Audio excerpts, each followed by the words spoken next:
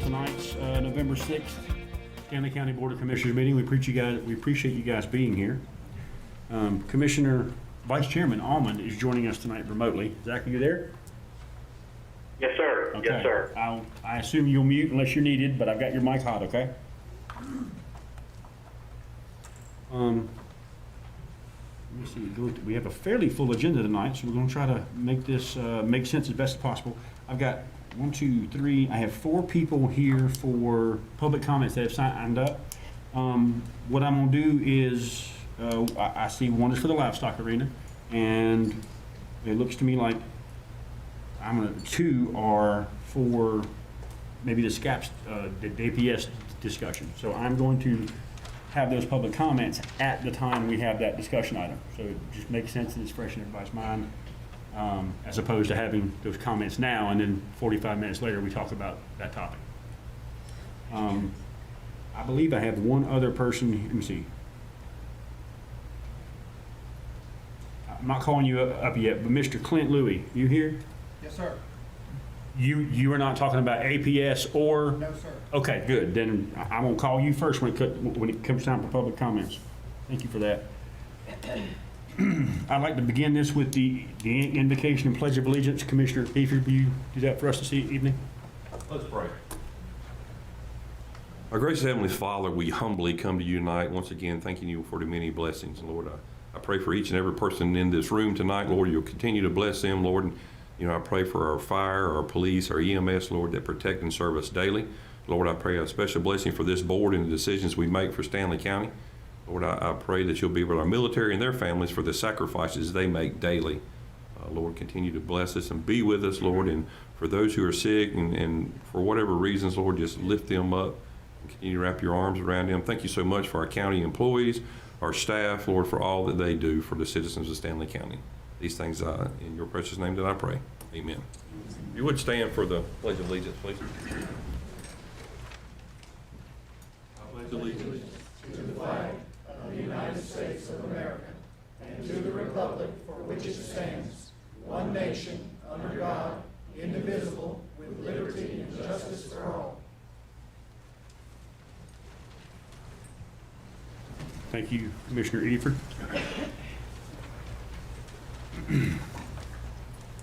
First thing I would like to do is, do we have an approval or adjustments to the agenda as presented? Mr. Chairman, Commissioner I'd Long? like to make a motion, we approve the agenda as presented. We have a motion to approve as presented. Any more comments? Second. Second by Commissioner Eifert. All in favor, aye. Aye. Any opposed? Motion passes 7-0. We'll continue on as we were. Okay, public comments. I believe it is Mr. Clint Louis. Come up, sir. Give us your name, your address, and just please try to keep it 3 minutes. Yes, sir. Very good. Thank you very much. My name is Clint Louis. I pastor the Friendship Baptist Church in Stanfield, which is where I also live at. It's in Stanfield. And I appreciate you giving me an opportunity. I want to thank you for your service and want to thank you for praying for God's blessings upon our community. I am first and foremost a believer in Jesus Christ, that God has raised him from the dead. And that's the message we preach. We also, my family and I, we're not native to Stanley County, but you have welcomed us and adopted us, and for that we are grateful. We've been here for about 12 years, and we appreciate it, and we're happy to raise our children here in this community. But I come here today because of a burden on my heart. I'm sure everyone here is well aware that in about 2 or 3 weeks from now, an event is scheduled here in Albemarle that is being promoted as a drag brunch. And of course, everybody understands what that means, of course, as far as people who are involved in the drag performances and dressing as people of the opposite sex, as well as oftentimes it includes very lewd activities and so forth. I recognize that this is at a private business. I recognize that it is a ticketed event and not so much for the public at large, and it's also being billed as 18 and older. But all of that being said really is irrelevant to the fact that it is against the God of heaven and who we are, or who we should be as a community. The Bible tells us there was a time when people, the Bible says that none pleaded, nor any pleadeth for truth. And so my heart's desire is to just encourage us to plead for the truth, that our faith is in God, that God has made us male and female, and that our children, like it or not, will be affected as these types of activities are normalized in our community. And make no mistake that I do believe that that is the end game, to normalize this behavior.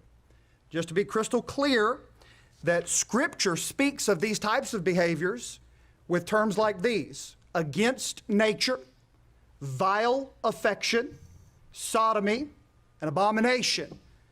But however we coin it, we understand that this is a lewd and perverse behavior.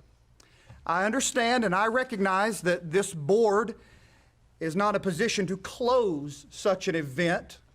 However, I do ask, humbly ask, that this board would publicly affirm we do not condone this event or events of this nature.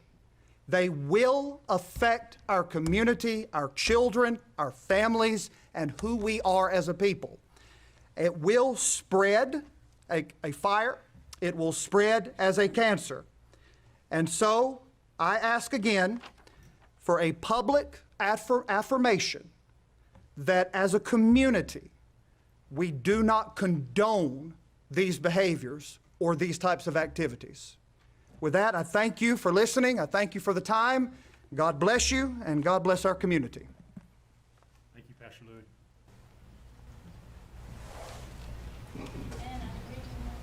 The next item on, or the first item behind public comments is going to be the livestock arena presentation. But County Manager, before you stand up, since that is the next item, Gary Hatley, you had public comments about the livestock arena. Are you here tonight, sir?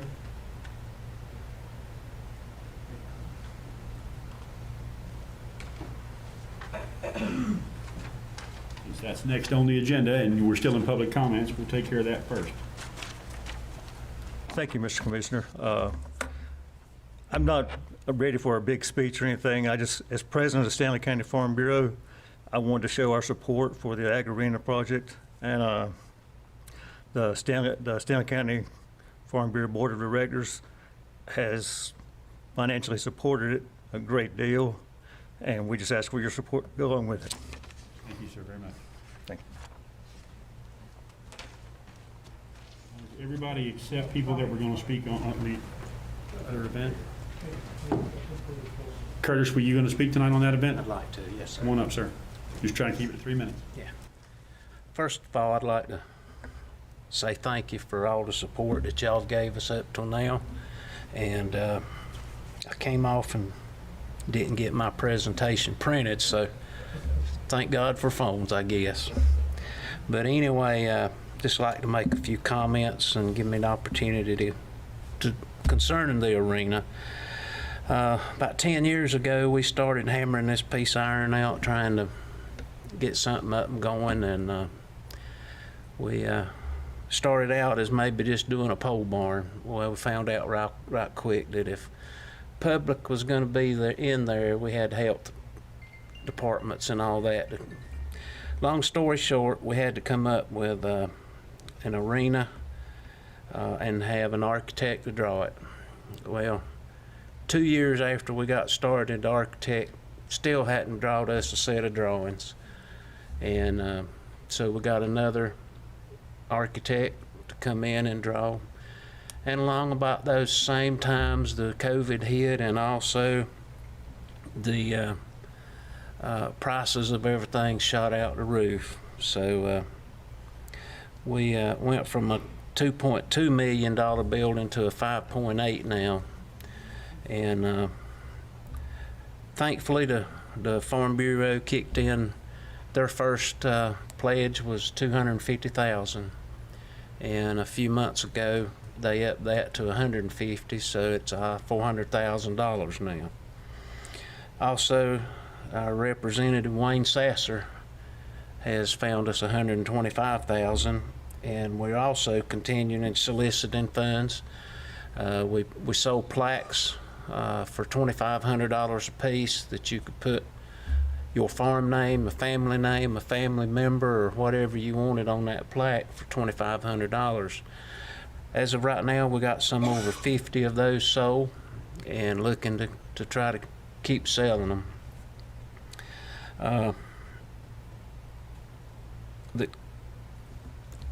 In other words, in the last few months, I heard a lot of people ask me, say, well, is it ever going to get up off the ground? And I say, yeah, but we got to get some, some dirt moved. So I feel like if we get dirt moved and get started on this thing, some more funds will come in. And right now, I think Andy will give us a report of 5.2 is what the arena's going to cost. Another $600,000 would put us in a classroom there that the extension service could use.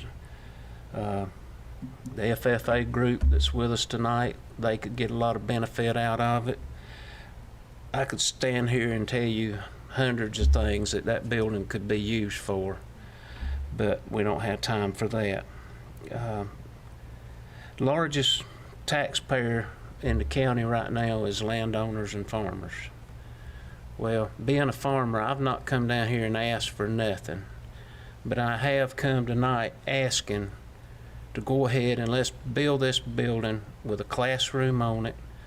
And we still, as a committee, are going to try to keep soliciting funds.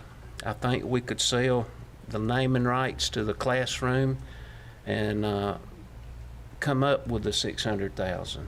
But all we asking is just work along with us and let's get this building up and started. And the longer we wait, the more it's going to cost. But I appreciate your time. Thank you, Mr. Furr. County Manager Lucas?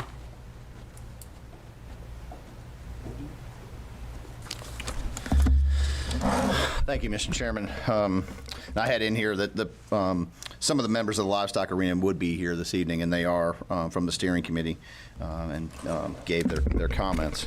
Well, I have a presentation in here to deliver to you guys. I think it starts on page 5 of your packet. On the second page of the presentation, you'll see where the initial bid, and you'll see a picture of that initial arena.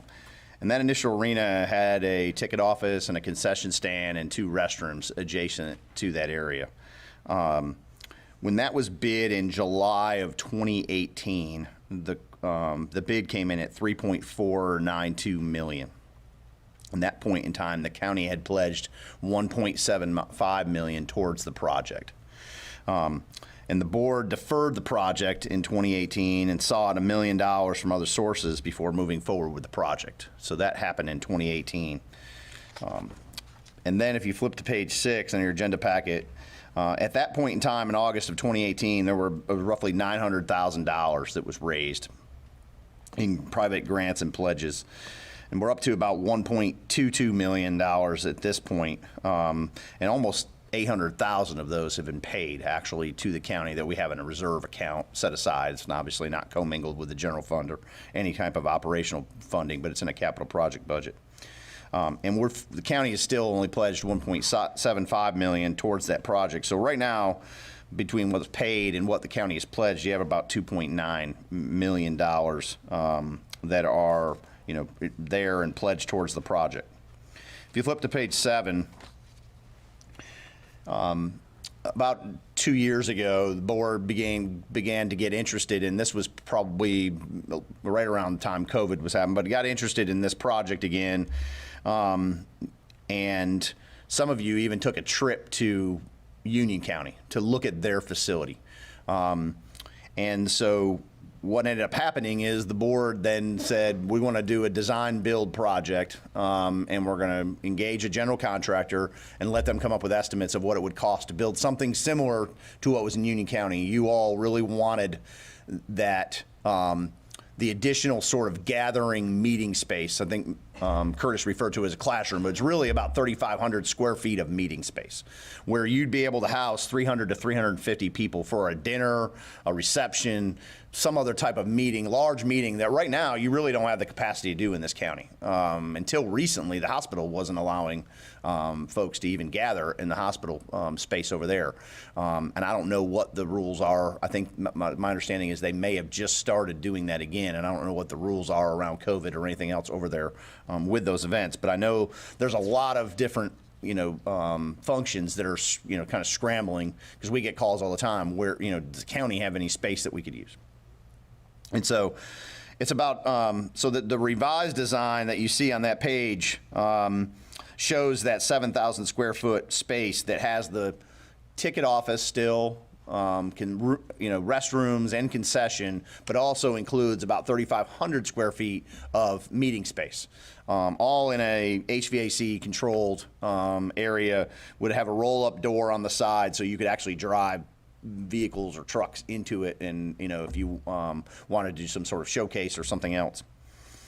And so that space, that 7,000, is about $600,000 to construct. One of the things this board has asked about before is, what if, because right now this is contemplated with sort of stadium seating, where that concrete would go down and then you would put bleachers on that eventually. Wouldn't necessarily need to initially. With the concrete, you could actually, people could bring their own chairs or stadium seating, and that could sit on the concrete. But that was, we've asked, is what would it be to do it at grade? And according to the general contractor, whether you do it at grade or whether you do it with this, build it into the slope of the slope of the land out there, it's the same cost. The civil cost is exactly the same.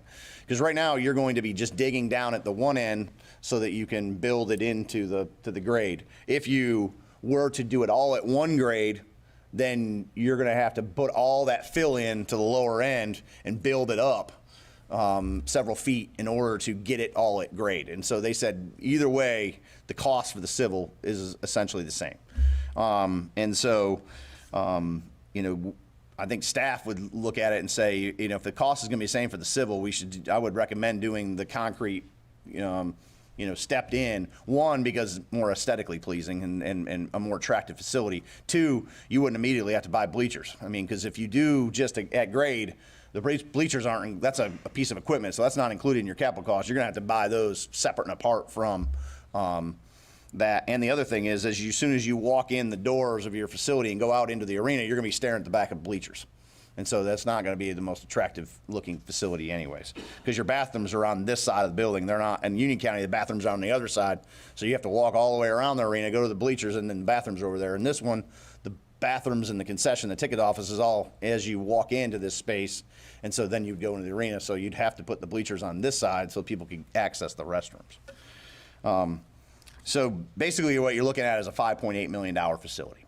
And, if you just do a ticket office, concession stand, and restrooms without that 3,500 to 4,000 square feet of heated and cooled space, you're looking at about $600,000 less, so about $5.2 million facility. I thought it would be important to look at your other capital projects, your reserves, and your debt service capacity. So if you flip to page 8, you've got several capital projects that this board is considering. You have the new sheriff's office, new 911 EOC emergency services office, and the livestock arena. The total estimated cost for the sheriff's office is $10 million. The 911 EOC EMRM is $8 million. And the livestock arena is roughly $6 million at 5.8. And I think we'll eventually, once we get a hard number, it'll be that 5.8 or slightly less. So 600 is just a conservative. So you're looking at a total estimated cost of $24 million for all those projects. The board currently has, and you've been working to establish reserves so that you could do some pay-as-you-go instead of incurring significant debt for a lot of these capital projects, because as our community grows, you're going to need more of these facilities to keep up with this growth. So you have roughly $8 million that could be appropriated towards these capital projects, leaving you a balance of $16 million. And if you borrow $16 million at 20 years at 3.5% interest, you're looking at about $1.1 million in debt service. And as you recall, staff, knowing that we were contemplating some of these capital projects in the year's future, we pulled the fund balance appropriated out of the budget. I mean, normally we'll appropriate somewhere around $1 million in fund balance. Won't necessarily spend it, but appropriate it to balance the budget. We pulled that out of the budget intentionally this year to basically create space for future debt service in the future. And so, so that $1 million on average, I think that over the last 10 years, I think the average was like 1.2 or 1.3 million that we had budgeted every year in appropriated fund balance. And so, we basically pulled that $1 million out of the budget this year to create that capacity in future years for this debt service for these capital projects. And so, the question may be, can we afford this? It will pull down your reserves, because obviously I'm going to recommend that we use that $8 million, might be slightly more than $8 million based on how we ended fiscal year 21-22, which we ended very well. I'm going to recommend that we use those dollars, and we would still be in a situation where you'd have, our fund balance would be at 25%. Slightly less than the average for counties our size, but still very, very, very viable at 25% of your expenditures. And so, could we do this project? Yes. But just knowing that if you do it, you're going to pull down your reserves to the point where, yes, you'll be able to, if an HVAC unit goes out at the courthouse, or an elevator breaks, yeah, we'll be able to find that $200,000 or $300,000 or $400,000 and fix it. But if you're looking at finding $3 or $4 million in the future to do some, water line project or some economic development project, you're going to be limited, very limited, and you'll probably have to incur debt, and then that could potentially put pressure on you about raising taxes. So, we just got to strike a balance, and we've tried to keep things affordable and try to keep that tax rate as low as possible for obviously residents, the agricultural operations, businesses here, but we do have good reserves. You guys have intentionally done that and created those reserves for these capital projects, so we wouldn't have to incur $24 or $25 million of debt. You're only incurring, $15 or $16 million, and so, and then being able to pay that back over 20 years. Can we afford it? Yes, I think we can, but it's just knowing that you are pulling those reserves down, and so, if something comes up and you need a couple $1 million, it's going to be harder to find than it is currently. So,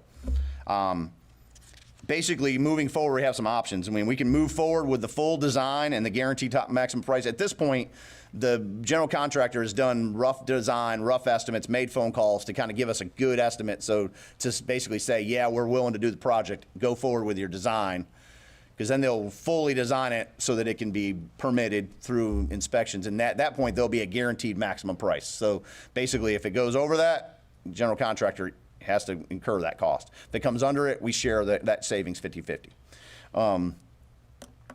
Or you can adjust the size and scope and move forward with full design, or you can table and defer the project at this time. But those are your options at this point. Do I think the project will get significantly cheaper? Probably not. I think obviously we've had some inflation. Things may adjust accordingly, but like everything else, once prices get up, they tend to stay up. And so, I think, hopefully we're not going to go into a deep recession like we did in 2008, 2009. But I think even if we do, I don't think we still get back down to a $3.4 million project. And keep in mind, the $3.4 million didn't include that meeting space. And so you got to add $600,000, $700,000 to that $3.4 million project, which becomes now an over $4 million project in 2018 when it was bid. So it's not apples and apples to really compare the 5.8 to the 3.4, because that didn't include that meeting space. I want to stop there and answer any questions that the board may have, and then Curtis or Mr. Hatley or some of the other members of the committee may be here this evening and may want to add more to this as well. But basically, we can move forward now with the full design, and if they move forward with the full design and they give us a guaranteed maximum price, you all can still say, we're not interested, and we would just have to cover their cost for the design.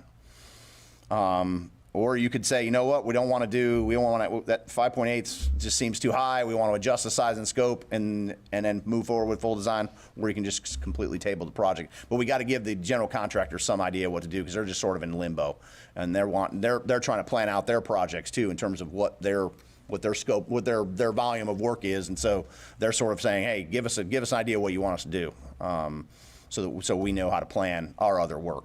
So I'll stop there. Thank you, Andy. I'm going to open this up to discussion from the commissioners.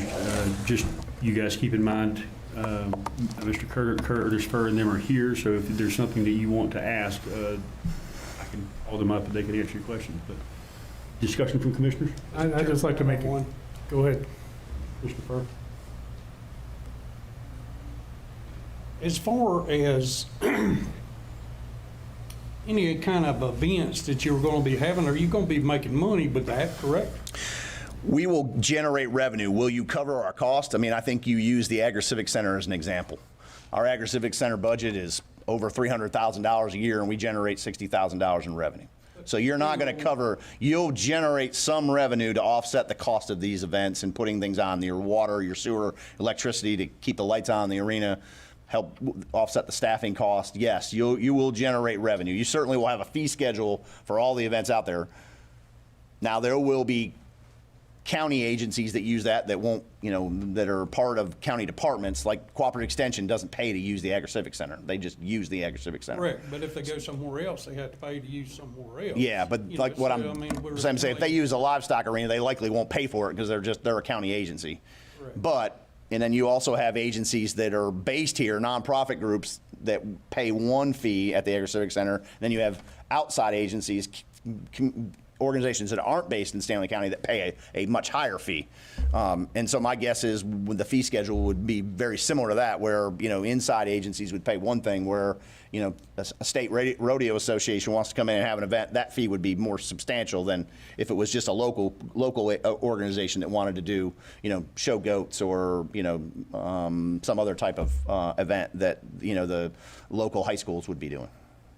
But you could also host like car shows and stuff like that on the inside. Yeah, I think only our imagination limits us in terms of what you could do in this facility. I mean, it's a 600-seat facility. It's covered, and so car shows, concerts.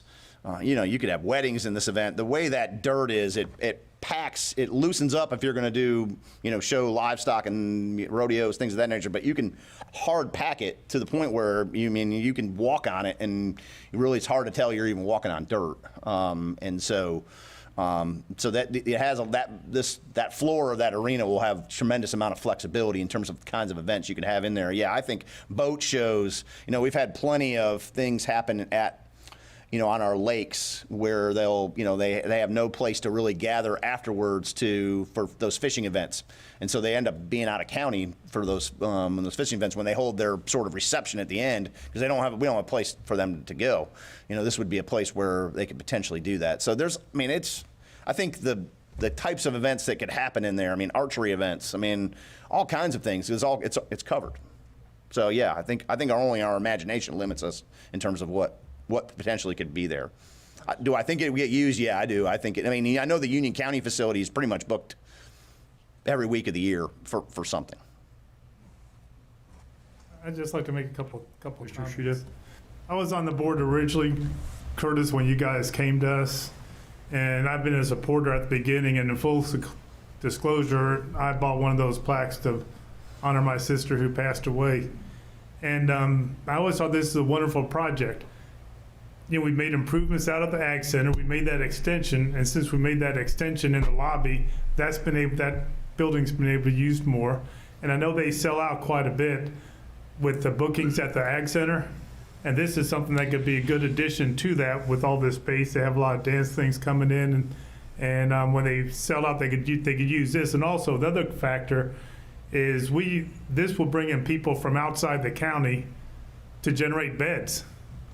And Yeah. that's another thing for some of these events, would generate beds. No, the Agri-Civic Center is the #1 heads and beds generator for the county. Yeah. The events that happen there, the dance recitals, the dance events that come in from out of county, come in from outside the region for a Friday, Saturday, Sunday event. Those are the number, according to CVB, that is the #1 thing in terms of events that happen in Stanley County. The #1 thing that puts heads in beds, and obviously we're getting sales tax off of there from the hotel rooms, folks dining out, and then if they buy anything, you're getting sales tax off of that too. So yeah, there certainly is a potential for it to impact the economy. And sometimes these things are loss leaders, just like when you build baseball fields and softball fields.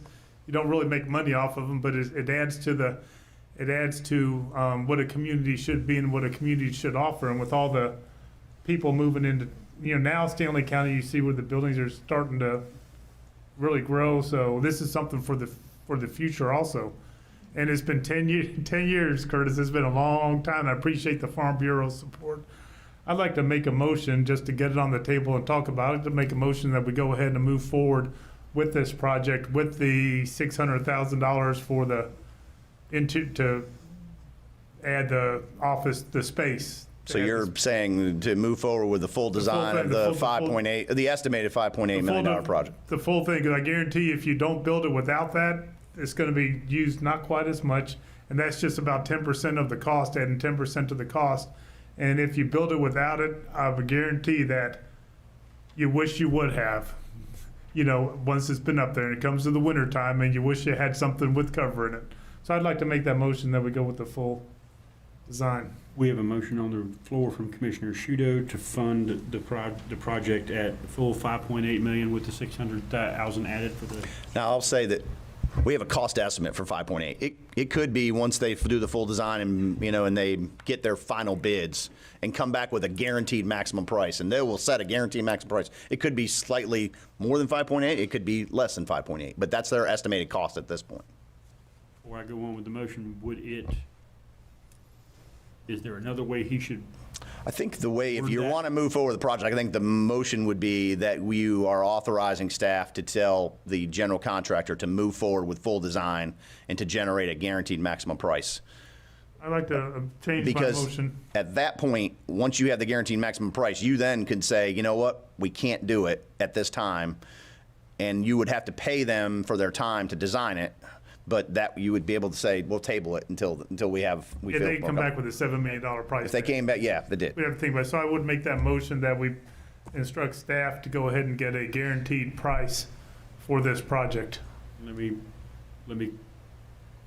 ask on behalf of your motion. Okay. I've seen this come back up the entire time I've been commissioner. Would you want to, and can we make the motion to go ahead and proceed if the bid is below X dollars? If it is 5.8 million or below, that we move ahead? Yeah, you certainly can make that as part of the motion. I'd like to amend that motion that if the guaranteed price tag comes back at, I just thought of something. Let me think of something. If that price comes back at 5.8 million or less, that we go ahead and proceed with the project. Now, that's a good idea. If I may reword, Commissioner Shudo has made the motion to consider and review the livestock arena project and move forward with full design and construction of the facility up to 5.8 million. 5.84 million, I think it is. That's 5.8. 5.8 is the estimated cost. Keep in mind, this is going to be an amendment to our existing contract with that general contractor. It's an amendment to create a guaranteed maximum price, and so you're going to see it again anyways, because you're going to have to approve that amendment. Yeah, but So. I was going to say, if it comes in below, though, then he can. Yeah. If it comes in below, he can keep We don't working. have to vote on it again. Right. Is that correct? If it comes in below, then we won't have to vote on it again. As long as you authorize staff to execute the contract. Yes, if it's, yeah. The problem I have with that motion is that it's most definitely gonna come in at 5.8 million. It's not gonna come in lower. So, I think if we just authorize them to the guaranteed price, it could possibly come. Hold that thought, because we have a motion, and we've already been generous with tweaking that motion about 4 times. I'll second it for a minute. But we can't, okay, so we have a second by Commissioner Barbie. Now we have discussion on that motion. And like I was saying, I don't want to put a limit as 5.8 or under. I think we'll just say, we're going to have to vote on it anyway again, regardless of the way it's worded. Unless you Well, authorize you seconded it, staff. You just voted for it, just so you know. I voted for discussion. Yeah. But the problem I have is you've almost guaranteed it's going to be 5.8 million with a motion like that. I'd rather see the motion amended back to say proceed at the guaranteed rate. That way, we'll see what it comes in at. You got a long night already, Mike. You're confusing things. You already voted for his motion when you seconded it. You can't not do that. Oh, I can vote against it now. So- Okay. All right. Any further comments from fellow commissioners? I got one, sir. Commissioner Eford? Mr. Lucas, what's the price that we would have to pay the contractor for their guaranteed maximum price? If they have to go to full design, usually design somewhere in the 7 to 10% of total cost. Thanks, sir. Any? So do you want to make an amendment to the motion? Do you suggest an amendment to the motion, Commissioner Barbie? I do. I think it should go back to what Mr. Lucas has said to make a motion for the maximum. Make a motion to approve the Livestock Arena project with full design and construction of the facility, leave out a dollar figure. It's your motion, Commissioner Shudo. Can I hear from Mr. Burr? Do you have something to say? I just wanted to say that if y'all still, I mean, if you come around at 5.8, we're not going to stop getting out here soliciting for more money. We've got an idea of selling the naming rights to the classroom or whatever we decide to come up and call it. We got to come up with a name to call it, but I'm not going to say we 100%, but we may think we've got someone that'll put the $600,000 in for the naming rights, and so don't give up on us, and because we want this thing. You need to sell seats. I can just pay for one and go sit there every time. But I was gonna say, I'm okay with to compromise with Commissioner Barr, because that's basically just one more meeting for us to approve or disapprove with what the figure would be. County Attorney, just to be sure I've got this Got it, right, Jenny? the original motion, the original presenter of the motion has the right to modify it as long as the seconder is fine with that, according to our rules. You've already got your book open. Yes, Chairman Jordan, I think that's generally how it's been done in the past. Right. As long as Commissioner Shudo doesn't have any objection, And in this case, he Barbie doesn't, have so. Any objection. If you wanted to take a vote on that, that's fine, but generally in the past, it's just a gentleman's. We have a need to vote on that particular, do we have a need to vote on taking that vote? I'll say that no. Okay. Please present your motion however you see fit, Commissioner Shudo. I'd like to make a motion that staff direct is he called contractor? The general contractor, it's MCT. To give us a guaranteed price on the project with the classroom. Yeah. And then whatever that price is, the guaranteed price, you just come back to us and tell us, and we go yes or no with it or whatever. And choose to execute at that time. Is that pretty cool? Yes, sir. We have a motion from Commissioner Shudo, which for the sake of brevity, I will not repeat a 14th time. Do we have a second? Second by Commissioner Barbie. Any further discussion? All in favor, aye. Any opposed? Motion passes 7-0. I'd just like to say thank y'all. This has been 10 hard years of beating on an anvil, and we got it beat down to a piece of sheet metal now, so we you, can Mr. fold it and Burr. put it in our pockets and go home. So thank Hey, each I got a and quick question. I don't know if they're on the agenda or not, but where's the FFA from? North, West, and South Stanley. Northwell, thank y'all for coming out. And I will give a good parliamentary procedure. You could probably get them up here and they could have told you exactly how to do it. But let's give them a thank y'all. Good to see you at FFA guys here. And just so you know, I don't care how much parliamentary procedure you learn, this is what happens when the meeting starts. Right here, right here. Okay, next item on tonight's agenda is the department presentation from Randy Shank, Transportation Director. I'm going to talk fast. In the interest of time, I will talk fast. Andy actually asked me to come and do this last week, and I put together some bullet points. I will be brief. I'll try to hit them as quick as I can, but I think it's important for you to understand before I even begin to speak that SCUSA is an operation first, but it has a complex revenue sources that kind of float over it at all times. So I'm hopefully going to bust a couple of myths as we go through this, as we give you some information on SCUSA. But SCUSA defined to me is it provides a clean, efficient, and most importantly, a safe method of transportation at a very economical price. And this is to any resident of Stanley County. A lot of people think, oh, it's not for me, but this is afforded to anyone who would like to ride on this mode of transportation. A desire or a need. By the numbers, last year, SCUSA operated 250 service days. We began service as early as 5 a.m. each morning. A lot of jobs, people going to jobs, that sort of thing. And we typically close up the day about 5:30 to 6 p.m. We carried 30,827 clients last year for a total of 228,024 miles. So this was most of these miles were in the county, but we do travel outside of the county, and I'll speak to that in just a few moments. The numbers last year are still low comparatively to 2019 in the pre-COVID years, but as the last couple of months, I've seen a significant increase in ridership. Within the county, we service client medical needs. We support contract work to various organizations like churches or daycares, and we quite often carry clients just on general needs for things like groceries and pharmacies or that sort of thing. For our out-of-county trips that I spoke to earlier, we only support medical needs, and we typically travel to Charlotte, Concord, Salisbury, Monroe, and Pinehurst. Those are the ones that tend to get the most service. On occasion, we do travel as far as to Durham, to Duke University Hospital, or to Winston-Salem to the Baptist Hospital.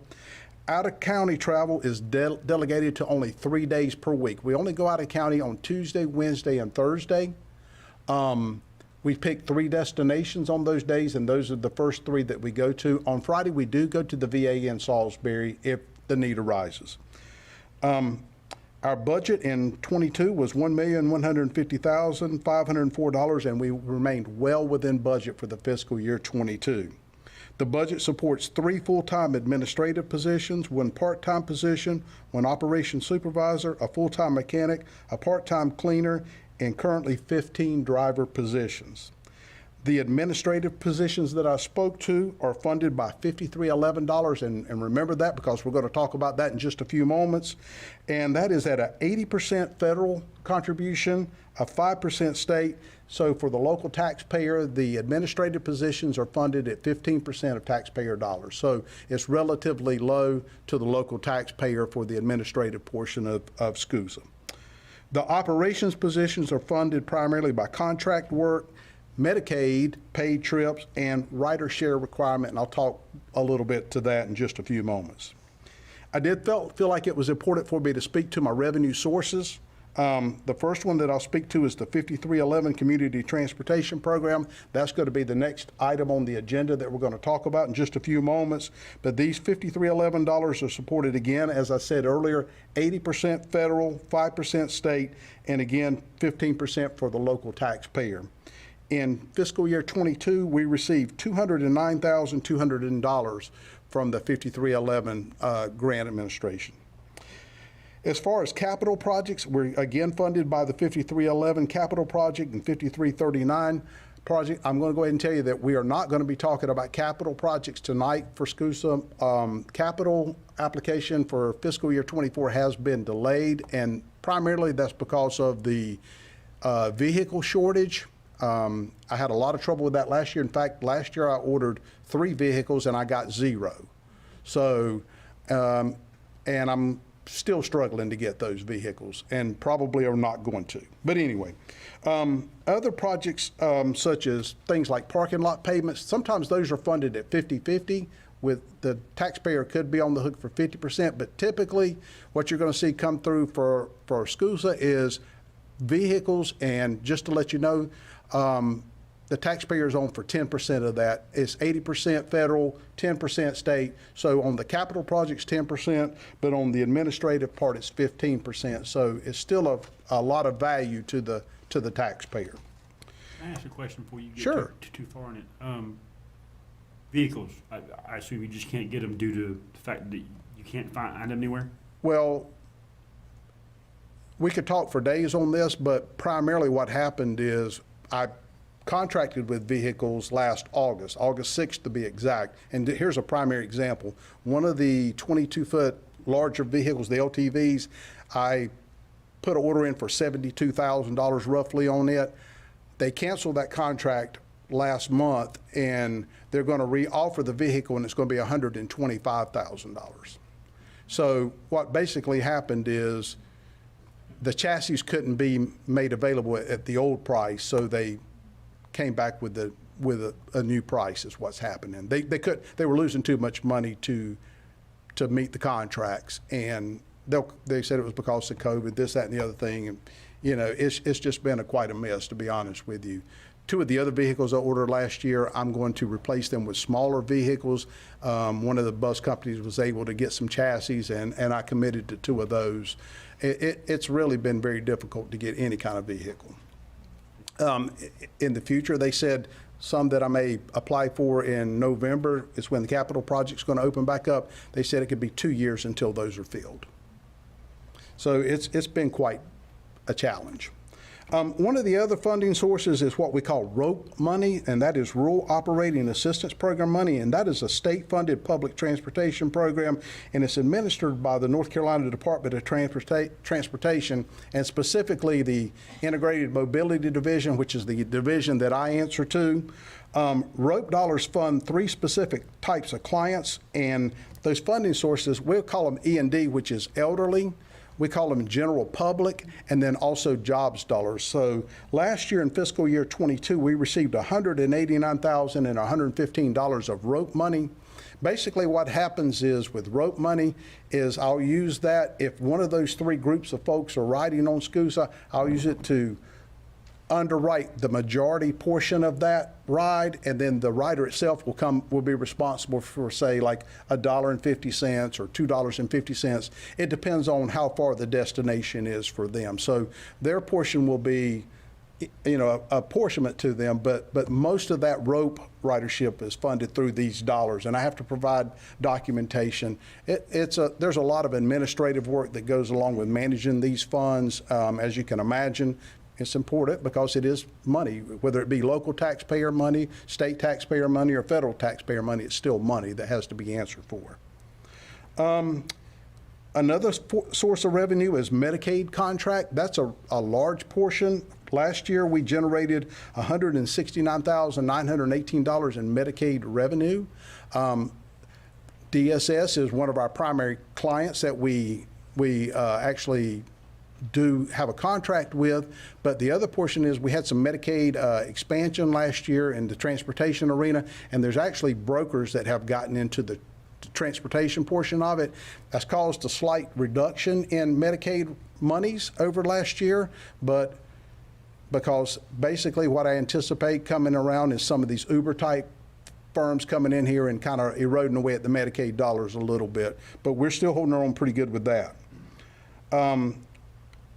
Another source of revenue is the contract work, and that could be anybody from a church to a daycare, maybe a nursing facility. We actually contract with the senior center. The senior center, which Sherry's going to speak to in just a few moments, we actually receive some transportation dollars through them. We carry folks at the senior center's bequest. And finally, the last thing is rider share. I spoke about the $1.50, $2.50, $3.50 type portion of the rider on there. Last year, we generated $34,026.25 of the rider shares portion. So those two, the ROPE money and the rider share portion, go to offset some of the cost for SCUSA. Real quickly, a couple of the myths that I would like to hammer home is that SCUSA only carries the elderly, and that is totally false. Everybody comes up to me, I'll be honest with you, until I came here 3 years ago, I didn't know a lot about SCUSA either. But a lot of folks say, well, you just carry the elderly to doctor's appointments, right? And I go, well, we do that, but that's not all we do. We carry people for any reason. If you called me tomorrow and said, I want to go to Walmart, that's fine. We can do that, or Food Lion, or whatever. I just want to go visit my friend over at Smith, Street. I can do that. That's not a problem. Another myth is it's expensive to ride SCUSA, and that is false. Just a general public ride. If you stayed here in town, if I said I would like to ride from the Commons to Walmart and then Walmart back to the Commons, my portion of it's going to be $3. So you can take a round trip for $3 on SCUSA pretty much here in town in Albemarle. Again, if we go out to Locust and stuff, it increases it to about $4.50 or $5.50 per way. So, but just because of the distance, or Norwood or somewhere like that, but you know, we do that. Another myth is I'll have to wait for SCUSA all day, and that is very much false. One of the things that I really do take pride in is how efficiently we operate. Typically, if you call and make an appointment to ride with SCUSA, if you said, hey, 2 days from now I'd like to go see to a doctor's appointment or to the hospital or whatever it is, we will ask you to call back the next day after 1 p.m. And if we give you a time of pickup of, say, 10 a.m., you need to be ready because we'll be there at 10 a.m. In fact, we'll probably be a couple of minutes early. And then when you're ready to come back from your appointment, all you have to do is make a phone call to us. Sometimes you may have to wait a few minutes on that end just so we can get a driver in there because we don't know when you're going to come out of a doctor's appointment. But we'll be back very quickly to get you. Next myth, local taxpayers are paying for all these vans. I spoke to that earlier. The local taxpayers only in for 10% of these vans. So if these prices go up to $125,000 for the large van, the taxpayer's going to be in for $12,500 roughly is how that's going to operate. And the last one is something that I really want to hammer home is a lot of people say, well, I'd like to be a SCUSA driver because all you do is ride around in a bus all day. Well, that's totally wrong. SCUSA drivers provide front door assistance with groceries and support with compliance with ADA regulations. They keep a clean driving record. They're trained on courteous customer service skills. They're part of the random drug screen requirement. They're required to keep detailed paperwork daily, including LTV safety checklists and trip sheet documentation. They handle funds all day. And most importantly, they're trained in emergency evacuation. They're trained in CPR first aid, and they're trained in any kind of disability assistance that we could possibly offer someone. So in closing of the presentation here, SCUSA is a busy operation that is layered with multiple revenue sources that require little of the Stanley County taxpayer. The complex operation is very efficient and streamlined to support my idea of value while meeting critical transportation needs of the citizens of Stanley County. And I am, of course, open for any questions. Thank you, Randy. Any questions from commissioners? Commissioner Wall? What's your total fleet? Well, right now we have 18. Well, we actually have 17. We had an accident several months back, and that particular vehicle was totaled out, and it was one that I was scheduled to replace in '22.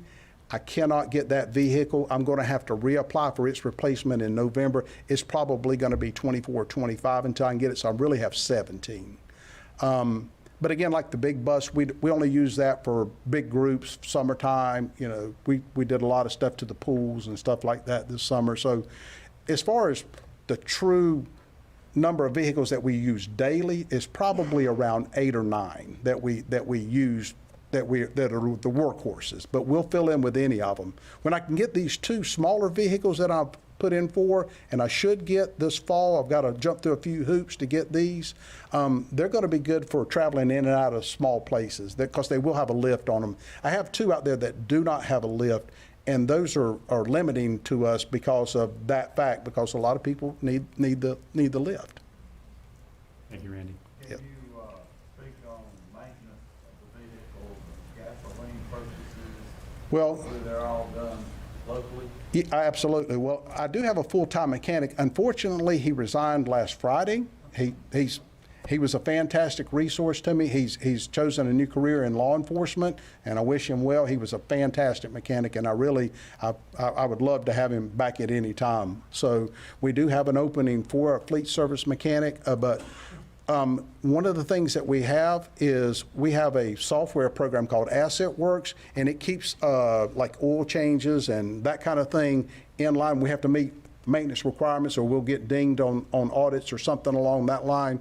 The mechanic, he saved me so much money in my operating budget because he was a really good mechanic, and he kept he was able to do a lot of stuff in the garage area out there that we typically would not have been able to do and he really did he did me a really good service. It was important. unfortunately, that's bad news. We buy it can be bought at any gas station. We have a fuel card in there, and it charges to that account on that card is attached to that vehicle. But the last month, I believe the fuel bill was around like $9,800, whereas this time last year it was about $4,500. So the fuel has been significant, but we did budget for a significant increase, and I'm sure you saw that when the budget came through. Anything else from commissioners? I Thank you, Randy. appreciate the time to promote the product. Don't go anywhere because now you're next. I am. Item number 4. Now, we've got a public hearing on fiscal year 24-53-11, and Randy's going to give a presentation on that first, right, County Manager Lucas? Randy's going to introduce the topic, then you'll hold a public hearing, and then you can take action on it. Yes. Understood, thank you. So, take it away, Randy. Okay, so again, on this FY 24-53-11 Community Transportation Program, this is only administration. I will be coming back in November with the capital portion of it, hopefully, but for right now, we're only talking administration, and remember, we talked about that in the presentation, that was 3 full-time positions in administrative, 1 part-time position, and this also funds things like vehicle insurance and the drug testing program, and some marketing and advertising is basically what this will cover. But for administrative funds, the estimated program request is $259,561. We will have a 15% local match that I spoke of at $38,934. And again, that is the total cost for this particular request. I'm asking for a resolution to approve and apply and receive these community transportation funds, which will be administered by myself at the Transportation Department. Thank you, Randy. This requires a public hearing. I declare that public hearing open. Is there anyone here that would like to come speak for or against the fiscal year 24-53-11 funds? Seeing none, I'll declare the public hearing closed. Fellow commissioners, do you have any questions or comments, or what's the pleasure of the board? Chairman, I'll make a motion that we approve the resolution to apply for and receive fiscal year 2024 Community Transportation Program funds for the Transportation Department administration only. Motion made by Commissioner Lawhon, second by Commissioner Shudo. Any further discussion? All in favor, please say aye. Aye. Any opposed? Motion carries 7-0. Thank you, Randy. Thank you very much.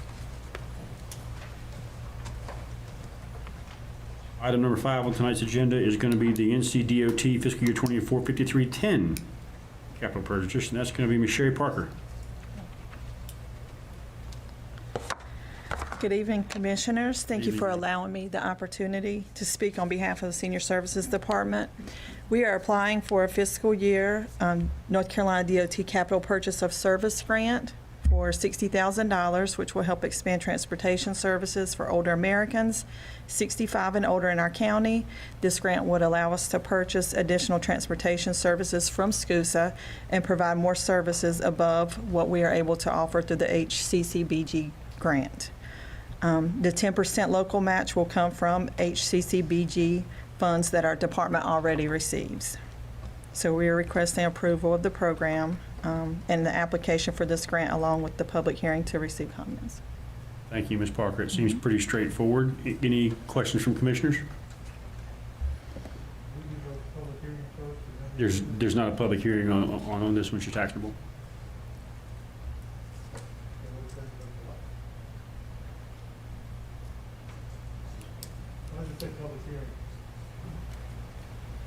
I was just say public hearing. What item are you looking at? What item number? 5. Oh, my mistake. They did put public hearing way down here in the description. They usually put public hearing way up here in the beginning. I blame Tyler. Scott blames Tyler. I would never blame you, Miss Tyler. I would never blame you, son. Thank you for pointing that out, Commissioner Shudo, because I had, it was that the rest of them were here in the beginning. So, hang tight, Ms. Sherry, please stay up there for just a minute. There is a public hearing for this, so I'll declare that public hearing open. Is there anyone from the public that would like to speak for or against the fiscal year 24 5310 capital purchase grant? Seeing none, I'll declare the public hearing closed. Mr. Shudo, back to you. I make a motion that requests approval of the program resolution and the application for this grant. We have a motion by Commissioner Shudo to approve as presented. Second by Commissioner Eford. Any further discussion? All in favor, please say aye. Aye. Any opposed? Motion passes 7-0. Thank you, Ms. Sherry. Thank you. Mr. Rimsberg, you were next on our agenda, Barnhart Road. Yes, sir. Good to see commissioners this evening. I can warm this up a little bit, maybe. There we go. We log in here. We do have one rezoning request for you this evening.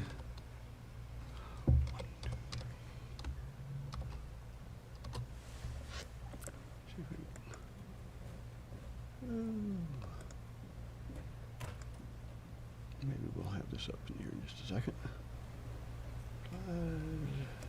Oop, that's not the right one. Hang on. Go back. It's not May 16th. Too many. There it is. All right. So, yes, we have the one rezoning request. This is by Mr. Forrest Davis Sr. It's to rezone his 1 acre parcel, which is located at 40557 Barnhart Road, New London, and this is to request a rezone from RA to R20. This is located in the watershed that normally would require 40,000 square foot lot in the RA zoning. The whole lot is exactly 1 acre, just over 43,000 square feet. Purpose of the rezoning request is for Mr. Davis to subdivide the parcel and gift his daughter approximately 21,500 square feet in order for her to build a home adjacent to his. There are 4 adjacent lots, and I'll go ahead and give you some ideas on this. In fact, I'm going to skip right to the image overhead. You can see Mr. Forrest, Mr. Davis's house here. This is at the corner of Adam Road and Barnhart Road as you're heading toward Camp Barnhart. And you can see the lot's fairly large, but there are also 4 lots just beyond this. And I think I'll go to the next map and you can see this maybe different scale, but highlighted in blue is Mr. Davis's lot. Then you can see adjacent lots heading toward Camp Barnhart there that are also about 20,000 square feet. So it kind of made sense. Those were pre-existing prior to zoning, and of course if you look up and down Highway 740, you'll see some other lots that are really not much larger than 20,000 square feet. And of course, even if you slide on down 740 back toward Baden, you see Kings Road there and all the smaller lots there. So fairly common in that area to have some fairly small lots. Let me go back to our laundry list here. Kind of jumping down, everything in that area is zoned RA, residential agricultural, but they were created prior to the adoption of the zoning ordinance, so there's some non-conforming lots in the area, as I said. The new lot does have public water and would need a septic system. Environmental Health Department has reviewed this and approved and proposed septic system for the additional lot there if it's created. Cannot be created as it is. Zoned RA, but if we take it to R20, then it becomes a legal conforming lot as opposed to something else. The only thing she could do otherwise is to build an 800 square foot house as an auxiliary structure there on the property. Our mother-in-law suite, as we sometimes call them, that's pretty small there. Traffic count's fairly low. It's, of course, a lot of folks going to the Boy Scout camp on certain days, but a lot of the time it's not that much. The average DOT count back in 2020, of course that's in the pandemic, was 250 vehicles per day when they did their measurement. And of course Adam Road's very, very minimum on that. It is not in a growth area. However, across the street is. The beige and the green shaded areas here on this map are actually growth areas by the current land use plan. That growth area is commercial, residential? Well, it's primarily residential, yeah, but it could include commercial, especially if you're closer into towns. But we'll probably run into a case near Norwood next month that we've got before the planning board coming up that's a commercial type situation, and it's out from Norwood a little ways, but it is in a growth area as well. So this is, as I say, just wanted to point out it's adjacent to that growth area. But I'll be glad to answer any questions. I know Mr. Davis and I believe his daughter are here, so they can speak to you as well. Okay. Before we get to commissioner comments, I'll do the public hearing on this one. I declare the public hearing open. Is there anyone that would like to speak for or against Forrest Davis Sr. Barnhart Road rezone?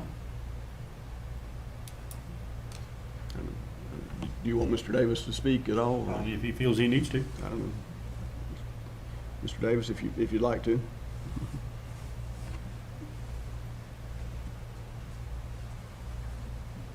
Come on up and give us your name and your address, sir.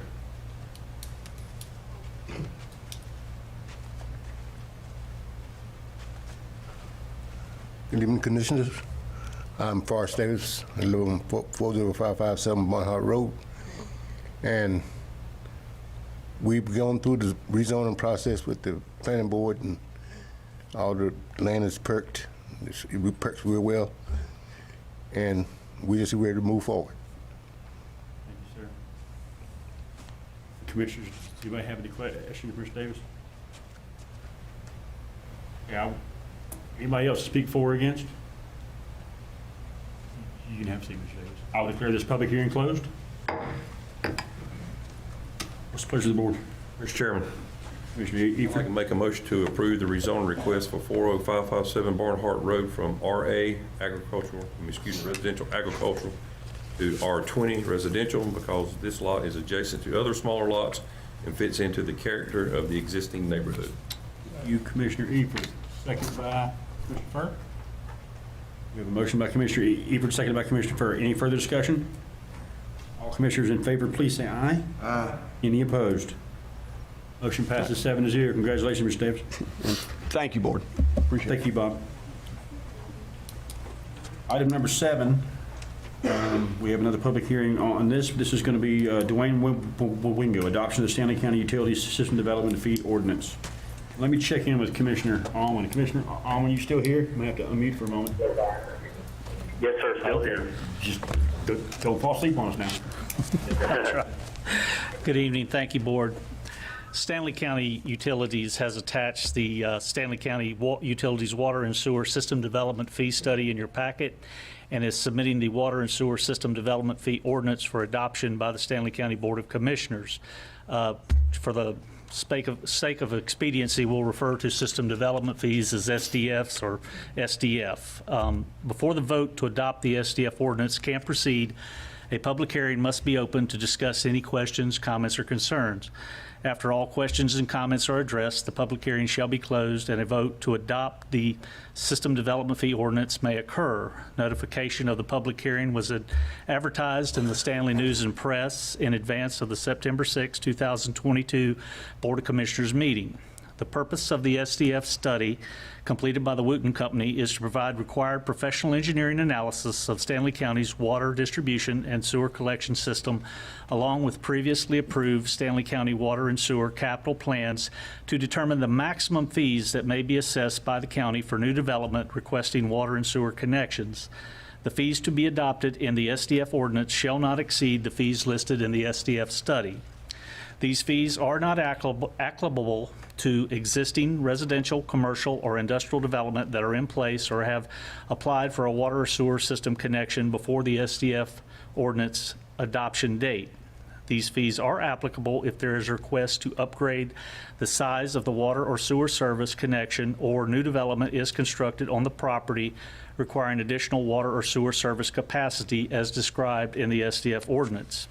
The SDF study was published on the Stanley County Utilities website on June 13, 2022, and in conformance with the required 45-day posting period. Contact information was provided to direct all comments and questions to the Stanley County Utilities Director or Wooten Engineering. No comments or questions have been received by staff or Wooten as of September 6, 2022. The submitted SDF ordinance contains the recommended water and sewer fees that were derived from comparable SDFs charged by other municipal water distribution and sewer collection systems in the region. It is North Carolina general statute requirement that after the adoption of the SDF ordinance, a new SDF study shall be completed every 5 years to reassess the maximum fees that can be implemented. Stanley County Board of Commissioners may also vote to change or revise the fees when and if deemed necessary and in accordance with the budgetary ordinance protocols during this 5-year period. After the public hearing is closed, staff would recommend approval of the system development fee ordinance. Thank you, Director Wingo. I'm going to call the public hearing, I'm going to declare the public hearing open. Is there anyone that would like to speak for or against the adoption of the Stanley County System Development Fee Ordinance? Seeing none, I declare the public hearing closed. Questions or comments from commissioners? Mr. Chairman, I do have a number of questions. Yes, sir. Mr. Wingo, and this is for the sake of the citizens hearing these numbers. What, on average, does it cost to put a water line in per, I guess it'd be per mile? Current costs for a water main turnkey is $140 per linear foot. So if you multiply that times the feet in a mile, it comes to around $739,000 for 1 mile of an 8-inch water main. Obviously, bigger sizes cost more. Okay. And how about addressing the cost of putting in a sewer line? Yes, sir. Sewer is a little bit more expensive. It goes up to about $180 a linear foot for an 8-inch sewer main. So you're looking at roughly $950,000 per mile of sewer. Okay. And we are hopefully constantly improving our water line system and our sewer plant and Yes, those sir. type issues. Would you share what kind of, I know recently we went from 800 and some gallons per day on our sewer plant in West Stanley to 1.2 million. Yes, sir. And would you share with the citizens the cost of that? Yes, sir. The cost of that upgrade from, it was actually 900,000 gallons per day to 1.2 million. The cost of that was roughly $7.2 million to do that upgrade, which is giving us some capacity, but it is limited moving forward. Okay, and I do know that we're trying to take that capacity to, I believe, 2.5. Yes, sir. 2.5 million gallons per day. Yes, sir. And that estimated cost Is currently $32 million. Okay, and the point I'm getting across here is that water and sewer lines maintenance is very expensive. Yes, sir. And that is what the system development fees will go toward to help pay for those type of improvements rather than depending on our current taxpayers to pay it. Well, it would be the ratepayers, sir, but yeah, it is a struggle to try to meet the capital demands that we have to as the system grows. So these fees, in my opinion, are very necessary in order for us to accommodate the growth that is happening in Stanley County. And I guess the question, most residential constructions choose a 1-inch or less line, is that correct? Yeah. Predominantly, it's a 3/4. We do have some 1-inch requests, and a lot of that is driven by the house location and proximity to the road. If they're 900 to 1,000 foot off the road, they sometimes feel like they need a bigger meter. We try to dissuade them not to do that, but they have that choice to get a 1-inch meter if they want. Okay, and new construction, if I were a developer and I decided that I wanted to buy some farmland from a farmer that's willing to sell it, and I decided it's close enough for water that I could tap into the county water line, and I decided that I wanted to buy a 1.5-inch water line, but I want to build a complex that has 10 apartments. Will I have to pay 10 times the 1.5, or will I be able to pay 1.5? Well, the way the statutes read, it's dependent upon the subdivision of property. If you have a 10-acre tract, you can put as many buildings as you want on that 10-acre tract as long as zoning permits, and you can get a meter to whatever size you need for that tract. But the way the system development fee is assessed is based on the meter size and number of meters. So if they got 10 3/4-inch meters, they would pay system development fee on 10 3/4-inch meters. If they had just wanted a one master meter, so to speak, 1.5 inches, they would pay the system development fee for that 1.5 inch meter. One, right? One, correct. Yeah, okay. Again, the point I'm trying to make is water and sewer maintenance, putting in is very expensive. And I guess the last question I have, two-part question.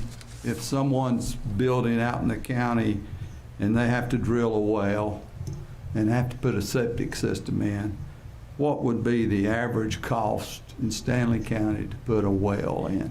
Yes, sir. We did research this through environmental health, and currently for a 300-foot well, which is a typical depth of a well in Stanley County, it's right at $10,000. It's $16 a linear foot plus about $4,500 for the pump, piping, electrical connection. So it's about $10,000 for a 300-foot well. For sewer, typical house, 3-bedroom, you're looking somewhere between $9,000 to $10,000 for a septic system, and that's just a conventional system. Some systems are more elaborate, and the cost could go up astronomically higher. Okay. And if we set the system development fee that Wooten has given us maximums, if we were to set those lower than what the maximum would be, will we be able to increase those within the 5-year period if we decide to do that? Yes, sir, within that 5-year period, as long as you don't exceed the maximum, the board could meet at any normal meeting and decide to change those fees as long as they do not exceed the maximum as recommended by or as the SDF study has been determined by Wooten. And vice versa, if we decided to lower those fees from where we set them, we could also do that? Yes, sir. Okay. I'm through with my questions. Thank you, Commissioner Lawhon. Any other questions from commissioners? Would you like a motion? Pleasure of the board. I would make a motion that we take Wooten's maximum fees across the board and adopt those fees, and if we get to a point down the road that our growth is not doing what we think it should, then we could always adjust them. But this motion is to set them at the maximum that Wooten studies have given us. Second. We have a motion from Commissioner Lawhon to set the fees at the maximum, and that maximum is presented by Wooten, and a second by Vice Chairman Almond. Any further discussion? I got a question, Mr. Chairman. Commissioner Eford? Are you looking at page 147? Is that what you're looking at? As far as the FDS study,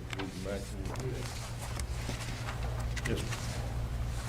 So combined 3/4 inch, 5/8, water and sewer is $10,839. Correct.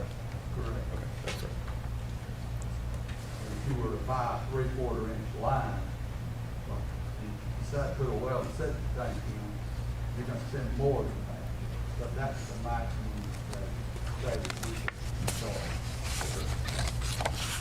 Any further discussion? Okay, all in favor, aye? Attorney Fur? Yes, Chairman Jordan, if Commissioner Lawhon intends to adopt the ordinance as presented, as revised, with those numbers substituted into section H1, if we could add that to the motion. You could do it as two separate motions. I believe if I heard it correctly, that this motion is simply for adopting the maximum amounts. Okay. So you could ask for another motion to approve the ordinance itself with those numbers substituted as presented, as revised this evening. I think you all said aye, so we have to do maybe the second one. I think you all said aye. No, that motion, okay, any nay? I will say nay. I'm against that one. I think it's too high. So motion passes 6-1. Now, Commissioner Lawhon, I'm sorry, Attorney Furr, could you advise the board on what that next motion should be? If I understood the first motion correctly, the first motion and vote was just as to the fees themselves. Right, as out, yeah, that are shown on 147, right? Yes, and I believe you also would need an additional motion and action to approve the ordinance itself as presented With the amended changes to with the amounts you just approved, inserted. So you would be asking for a motion to adopt the ordinance as revised in section H1 to Wooten's maximum language? That sounded a lot like a motion. I think that motion. Okay. I'll second. Commissioner Shudo beats to it. We have a second, a motion by Commissioner Eford, second by Commissioner Shudo. Any further discussion?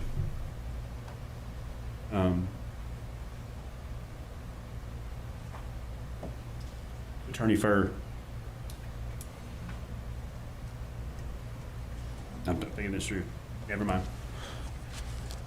All in favor, please say aye. Aye. Any opposed? Motion passes 7-0. Thank you. Thank you, Dwayne Wingo. Appreciate it, sir. We'll take effect tomorrow, right, Dwayne? It's effective from the date of date of approval, so it'll go in tomorrow? Yes, sir. Yes, yeah.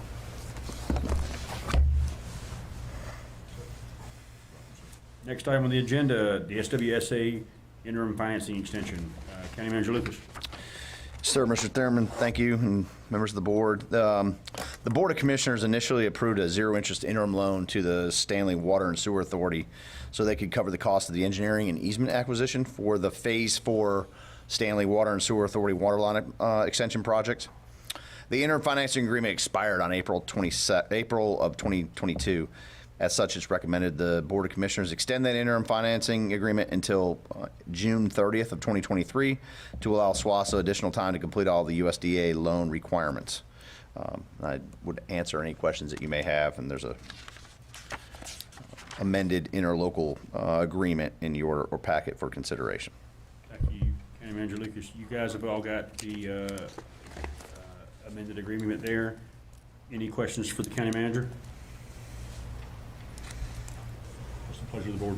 Mr. Chairman, I make a motion that we approve the interim loan extension for SWSA.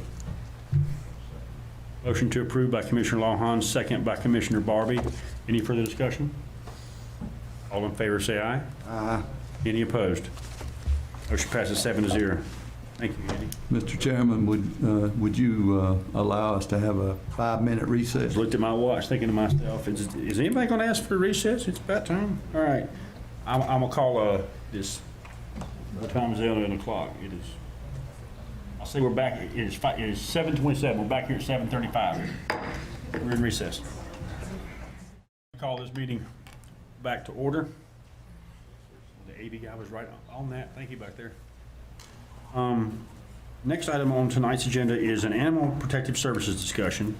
And before I get to you, Commissioner Ashudo, I did, we had 2 people that were, that were signed up for public comments on this topic. So if it's okay with you, I will do those public comments first. This was Catherine Russell and Angela Laws. And Angela, are you here tonight? Angela's not here, but I'm speaking on her behalf. Okay, so she goes to say she gave us her comments in writing, so we got those. But okay, good. Then I'll start with Ms. Catherine Russell. She was up first on that list. If you come on up and just keep it to 3 minutes, ma'am, and give the board your name and address. Good evening. Again, my name is Catherine Hinkle Russell. I'm here to recommend how we should proceed forward at Stanley County Animal Protective Services. I will refer to it as SCAPS. I propose we utilize the current budget and assistance from outside partners. The SCAPS community would like to see 3 full-time shelter staff who have notable background and experience, one of these 3 being our current director, given an offer to stay and a raise. We are also recommending 3 deputies who are solely committed to the shelter, with exceptions for extreme emergencies only. Operations of the shelter and the animals need as much consistency as possible. These deputies need thorough initial and ongoing training to ensure best quality of care for our animals. As you know, our shelter is above the percentage set that deems a shelter as a no-kill shelter. A key component is ensuring animals are ready to be adopted to the appropriate adopter so they do not end up back in the shelter. Preparing our animals for adoption consists of much more than vaccinations and treatment of the injured. Among other things, the animals need people who understand the psychology behind their behavior and their communication. They need people who are able to identify and meet their specific needs. Other important factors include a daily presence on social media, consistent communication and networking with reputable rescues and community partners. These people are instrumental in terms of taking animals we are not able to treat at the shelter, transportation, donations, and etc. We are currently working with roughly 200 rescues, local across the state and across the country, and multiple community partners.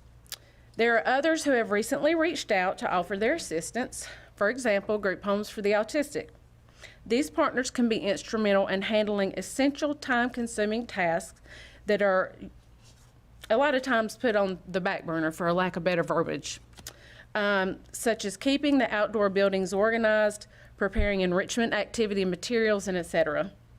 These are often things, again, that sometimes have to be put on the back burner due to time constraints. Now, if you would picture this with me, your beloved, or maybe once beloved, fur companion, in the unfortunate event, makes his way to a shelter. Would you want him to be scared, frightened, and anxious at SCAPS or at a different shelter? Currently, the obvious answer in North Carolina is SCAPS. Your companion deserves the very best, and the rest of the animals in Stanley County deserve the same. Please consider this recommendation so we can continue to serve our animals with the best possible care while continuing to be a shining example for other shelters across the state of North Carolina. I appreciate you for your time. I sincerely pray we will all seek and follow God's guidance on these matters.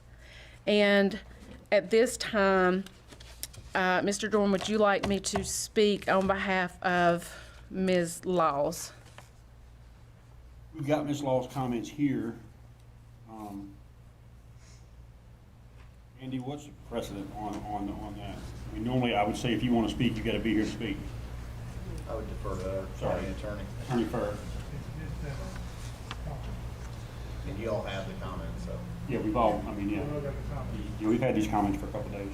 And I mean, they're very well written in there. Chairman Jordan, Mrs. Brummett said that Mrs. Laws, I believe, submitted her comments to her for you all. And I believe she also had asked the clerk if Mrs. Russell could read them aloud for public purposes. I don't think that we have an objection to that. We as staff would not want to read them, but I don't think there's an objection to having Mrs. Russell read them if that's what Mrs. Laws proposed. Thank you, Attorney Fur. You're I welcome. hope that made sense. I just want to be sure that I wasn't getting somewhere I should. Yes, sir. So, again, try to keep it to three minutes, but please feel free to read the comments. Thank you. Okay. This public comment was submitted by Angela Laws, who is also a Stanley County resident. She would like to address the board concerning one recent idea Commissioner Jordan proposes in his latest blog, where he cites his intentions to discuss current staffing issues at the animal shelter. This idea involves taking the current salary of our shelter director and slightly increasing it, then dividing it into 2 salaries and 2 positions.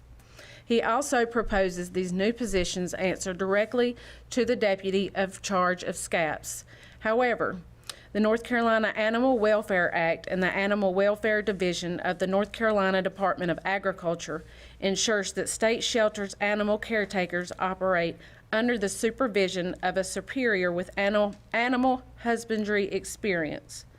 To suggest that the current position of shelter director can be funded at the scale of a kennel technician attests to how little the success our current director has brought to Stanley County is appreciated. No one remotely close to commitment of our current 95% live release rate will even apply. That reduced pay scale will attract some of the least desirable people in the field.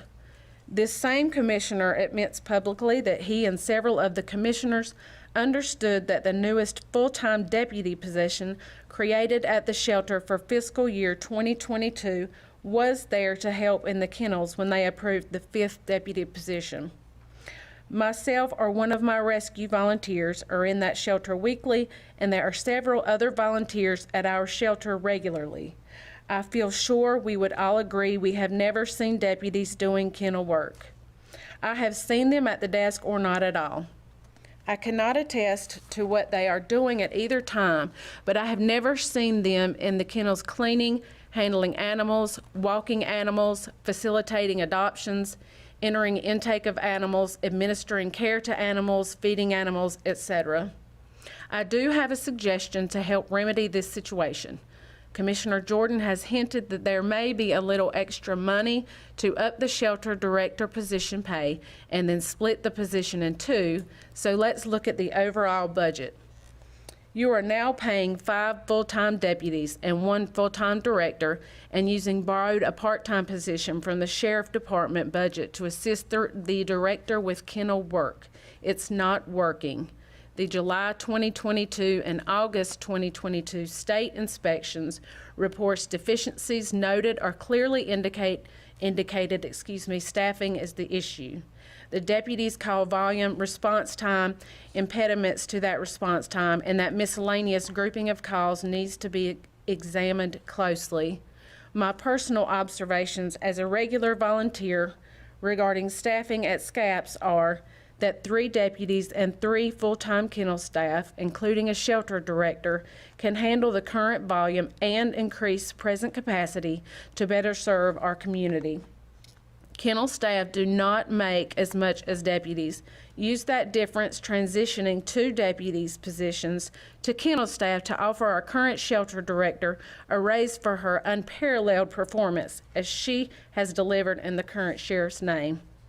Transfer the current displaced deputies back to the sheriff's budget, as I am confident data will show at least a third of the calls the 5 deputies assigned to the shelter are now answering from the shelter are unrelated to animal complaints, have preventable impediments to response time, and could have been handled with counseling by phone. Actual time addressing each call should also be considered with actual data. Our sheriff did, in fact, and contrary to Commissioner Jordan's claim, request additional shelter assistant for the 2022-2023 fiscal budget. The sheriff was aware of the need. I will attach that document to my copies of this public comment to the commissioners. We cannot afford to lose Jana Avels in just 10 days on September 16th, 2022. Thank you, ma'am.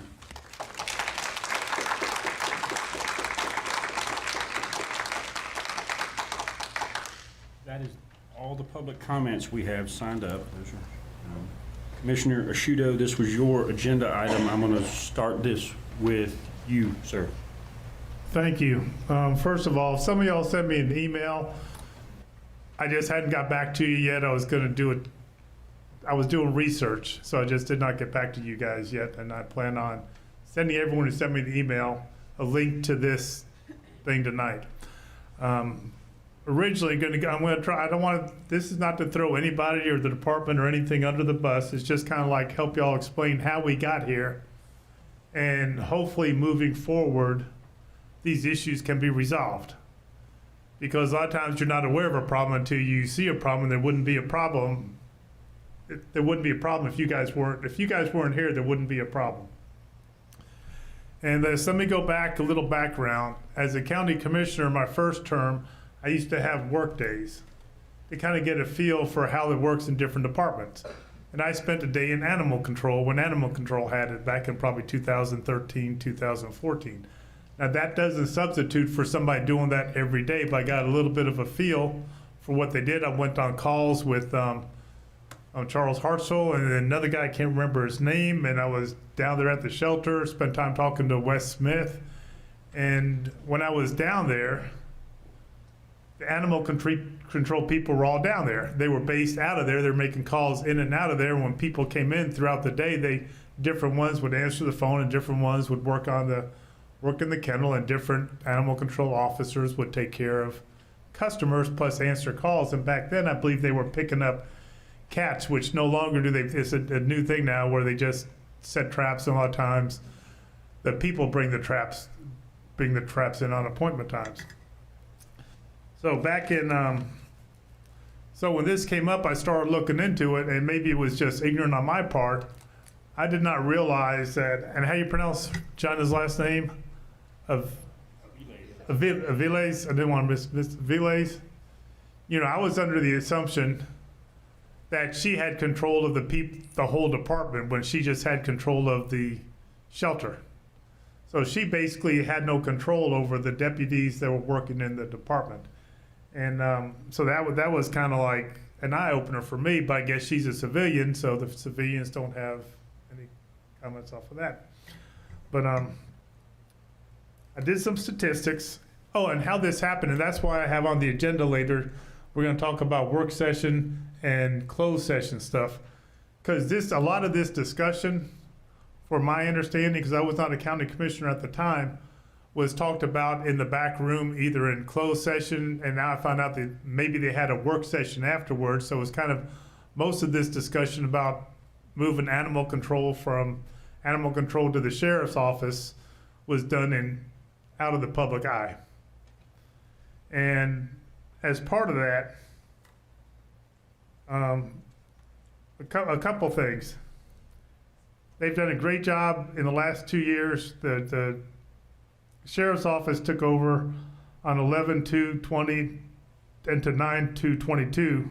They've had it for 22 months. And some of the stuff, just bear with me on this as I go through. They have a live release rate of 93.9%, which is really incredible. They've done a fantastic job with it. And a lot of this data I've got from the sheriff's office and from volunteers and stuff like that.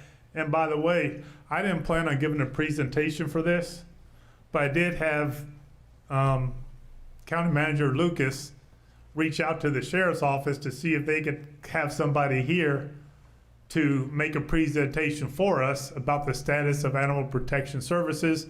And the sheriff is out of town, and I think he advised that they didn't plan on having anybody here to discuss it. So if you could clarify it better than I, but we did ask the sheriff's office. I'm not throwing anyone on the bus, that's just a reality. And I think what the sheriff said was he was not going to discuss personnel matters in open session because it's not appropriate. He would discuss personnel issues in closed session. Correct, but I also asked him to be here, not to talk about personnel issues, but talk about the update of I want to talk about the update of what's going on at the animal shelter, at Animal Protective Services. And here's a statistic in 22 months, the public intake of live dogs and cats.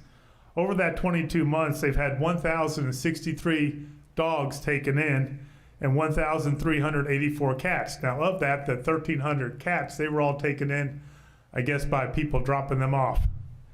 And that averages 48.3 dogs per month taken in and 62 cats taken in per month. Now, if you go to the previous 24 months from 11/2/18 to 11/1/20, over a 24-month period, they had a live release rate of 62.2%. So kudos to everybody for bringing that live release rate up to the 90 percentile. And the public intake during that time, and most of that time, I believe, that there were 1,151 dogs and 1,032 cats brought in. And that's by both combination of the animal control officers and deputies bringing those in and what people drop off. Now and that averaged 47.95 dogs per month and 43 cats. So there was less cats brought in under the previous thing. And I believe the animal control officers were bringing in a lot of those cats. But the statistical difference is only not even one per month with the deputies. And I'm just giving y'all the facts as I see it. And if I'm wrong, someone needs to I don't mind someone correcting me. So basically, then we go down to the call volume. So they're talking about they had 500 calls a month, okay, in a month. And basically, that comes down to, with 5 deputies, that comes to every deputy doing 100 calls per month. And if you go from say you just did a benefit of the doubt to Monday through Friday, at 20 days, that's 5 calls a day on average that the deputies are answering. And with animal pickups, with the intakes, and I'm going to give the benefit of the doubt, and let's assume that every single dog that was brought into the shelter was brought in by a deputy. Now I know there were drop-offs, but they don't have statistics for that.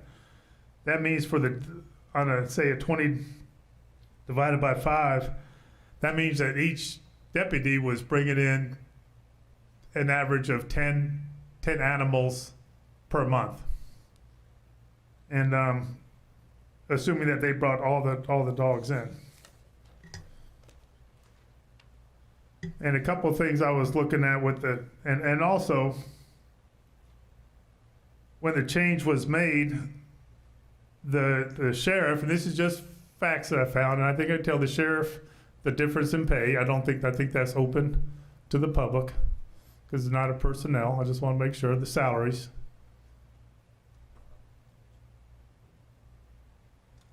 Let me ask the public knowledge their salary so I can do it. They gave the sheriff a 6.5% raise of like $5,233 when they took over, and they gave the chief deputy Thompson is a 6.5% raise of $4,384. And they took away from the David Jenkins, the director of the health department, they took away 6.5% of his salary of $7,072 from his salary when the change was made. And then also under the hours when the animal control had it,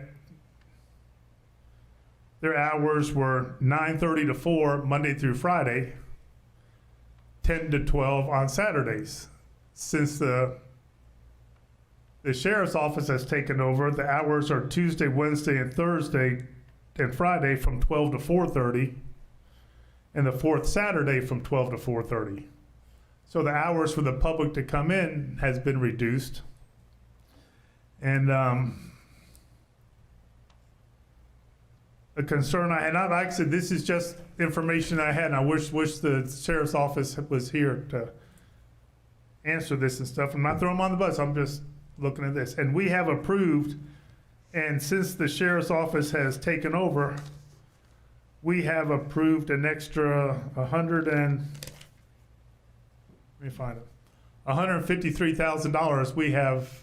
As commissioners, we approved an extra $153,000 for the sheriff's office to run animal protective services in 2 years. So we've increased that. Plus, they got newer trucks, which are better trucks than the old animal control. And then, and I'm just telling you, I talked to volunteers and I talked to people, and they say the deputies are not there in the afternoon to feed the things and do as much of the paperwork, and that, the sheriff's office says that they're there every morning pretty much and every evening, Monday through Friday, doing those tasks. And then I hear that and this is just things I've heard in my research, and I'm not trying to throw anyone under the bus or say this one's right or this one's wrong, but this is how we got here today. But I was surprised that, that she had no control over the deputies.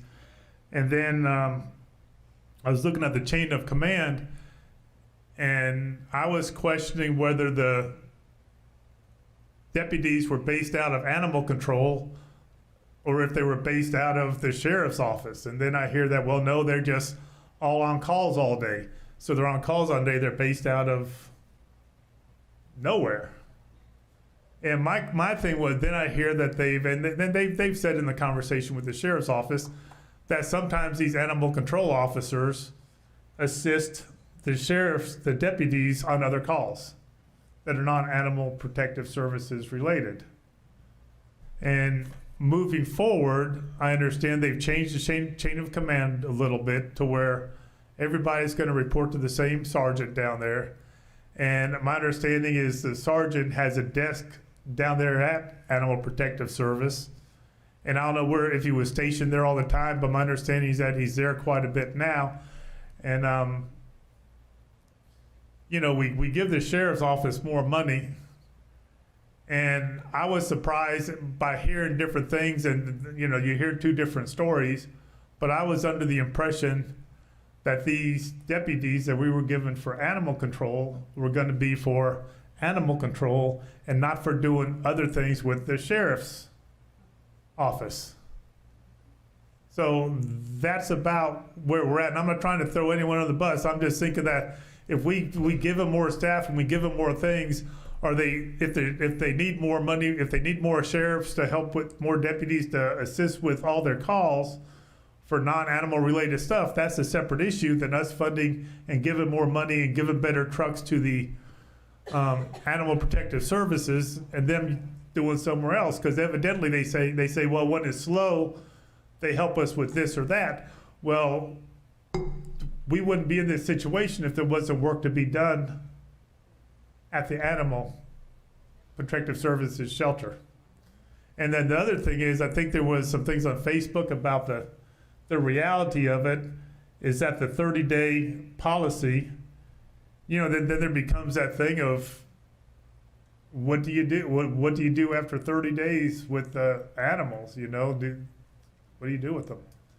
And I'm not really just, maybe someone has somewhere else to discuss, but I just want to say that's how we got here today. But I'm very encouraged that I heard that lately they have the guys in the trucks are down there at Animal Protective Service for the last few days. Is things that I've heard from different sources that have questions and stuff. And like I said, you know, I don't have a definite thing, but you know, you hear two different sides of stuff. But anyway, I just feel if we're funding the department, the sheriff's office for Animal Protective Service personnel and vehicles, that should be the primary duties of those folks, and they should be down there helping with intakes and everything else. Because I can tell you what, that's what the previous animal control I worked with, and I know with the calls, I know it was just one day, but all those calls were really pretty quick.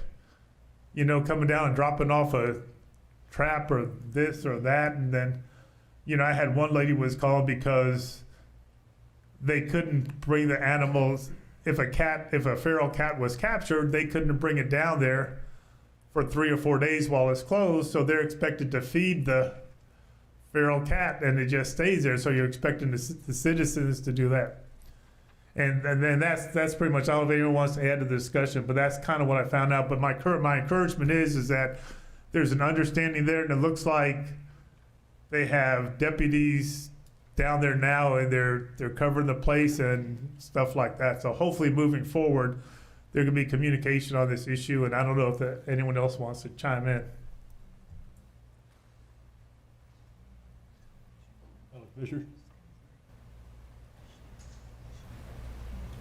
Discussions, motions?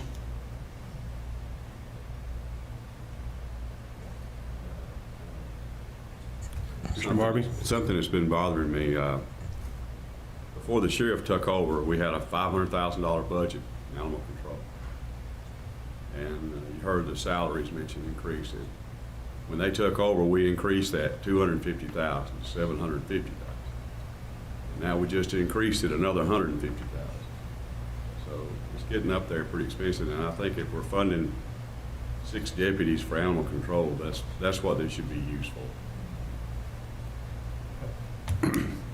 Not I haven't looked at the budget. County Manager, are you familiar with those numbers? Seems high, but I mean, I can pull up the budget online.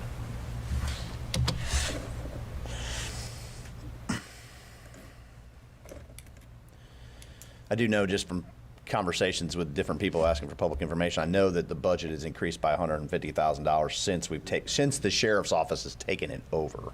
So that's in that 2-year period. Yeah, we did. What they did is they let go of a couple officers, or one officer, and then they put the sergeant in that position. And then they let go the adoption rescue coordinator and put an individual in that position, the shelter coordinator, the current shelter coordinator in that position. And they increased the salary. The board approved that increase at that time. You reclassed a position that was a grade 63 to a grade, actually it was a grade 62 to a grade 66. And that allowed for that position to be paid more. And so, yeah, it did. The salaries definitely increased the budget at the time, and additional raises and, other things have been added to that budget. New vehicles, other things have been at new cages, different things that are operational costs have gone up since you did that. But I can, just bear with me a minute and I can log in. I can get to the internet and pull up the budget.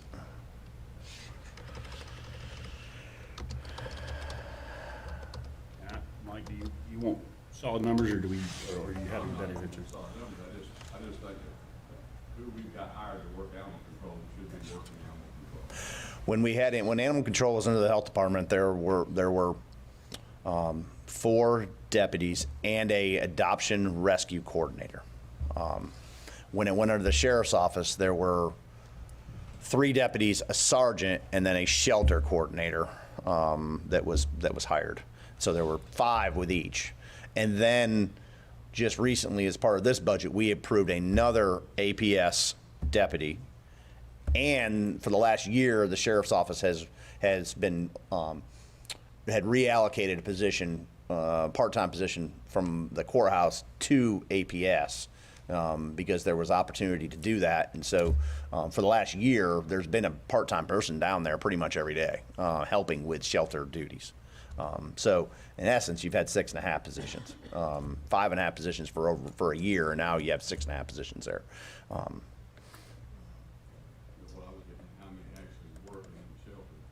I can't speak to when the deputies are working in the shelter. I do know when it was under animal control, and was on the health department, the officers did work in the shelter. I can't speak to what the sheriff, that's the sheriff's operation, and I don't have autonomy over the sheriff. I work with you all, and I work with the sheriff in terms of budget, and assisting with trying to work with him in terms of that budget and something we can afford. But I don't have any operational control over the sheriff's office, so I can't really speak to how the sheriff runs that operation. I do my best to try to advise him and guide him, but I don't. So I'll bring this up if you want me to, or I do know that it's gone up about $150,000 in the last couple of years. That's what I can say. Since it was yes. But I want to say, yes, but I want to say it's in that $500,000 to $600,000 range now. Thank you.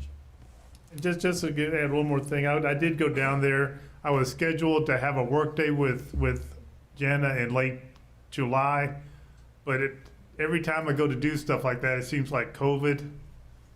Again, I don't want to put them at risk or anyone at risk working close to somebody if I don't have to. But I did go down there and talk to her to let her know I couldn't make it, so I was supposed to work the next day, and I said, look, I just can't make it because of COVID.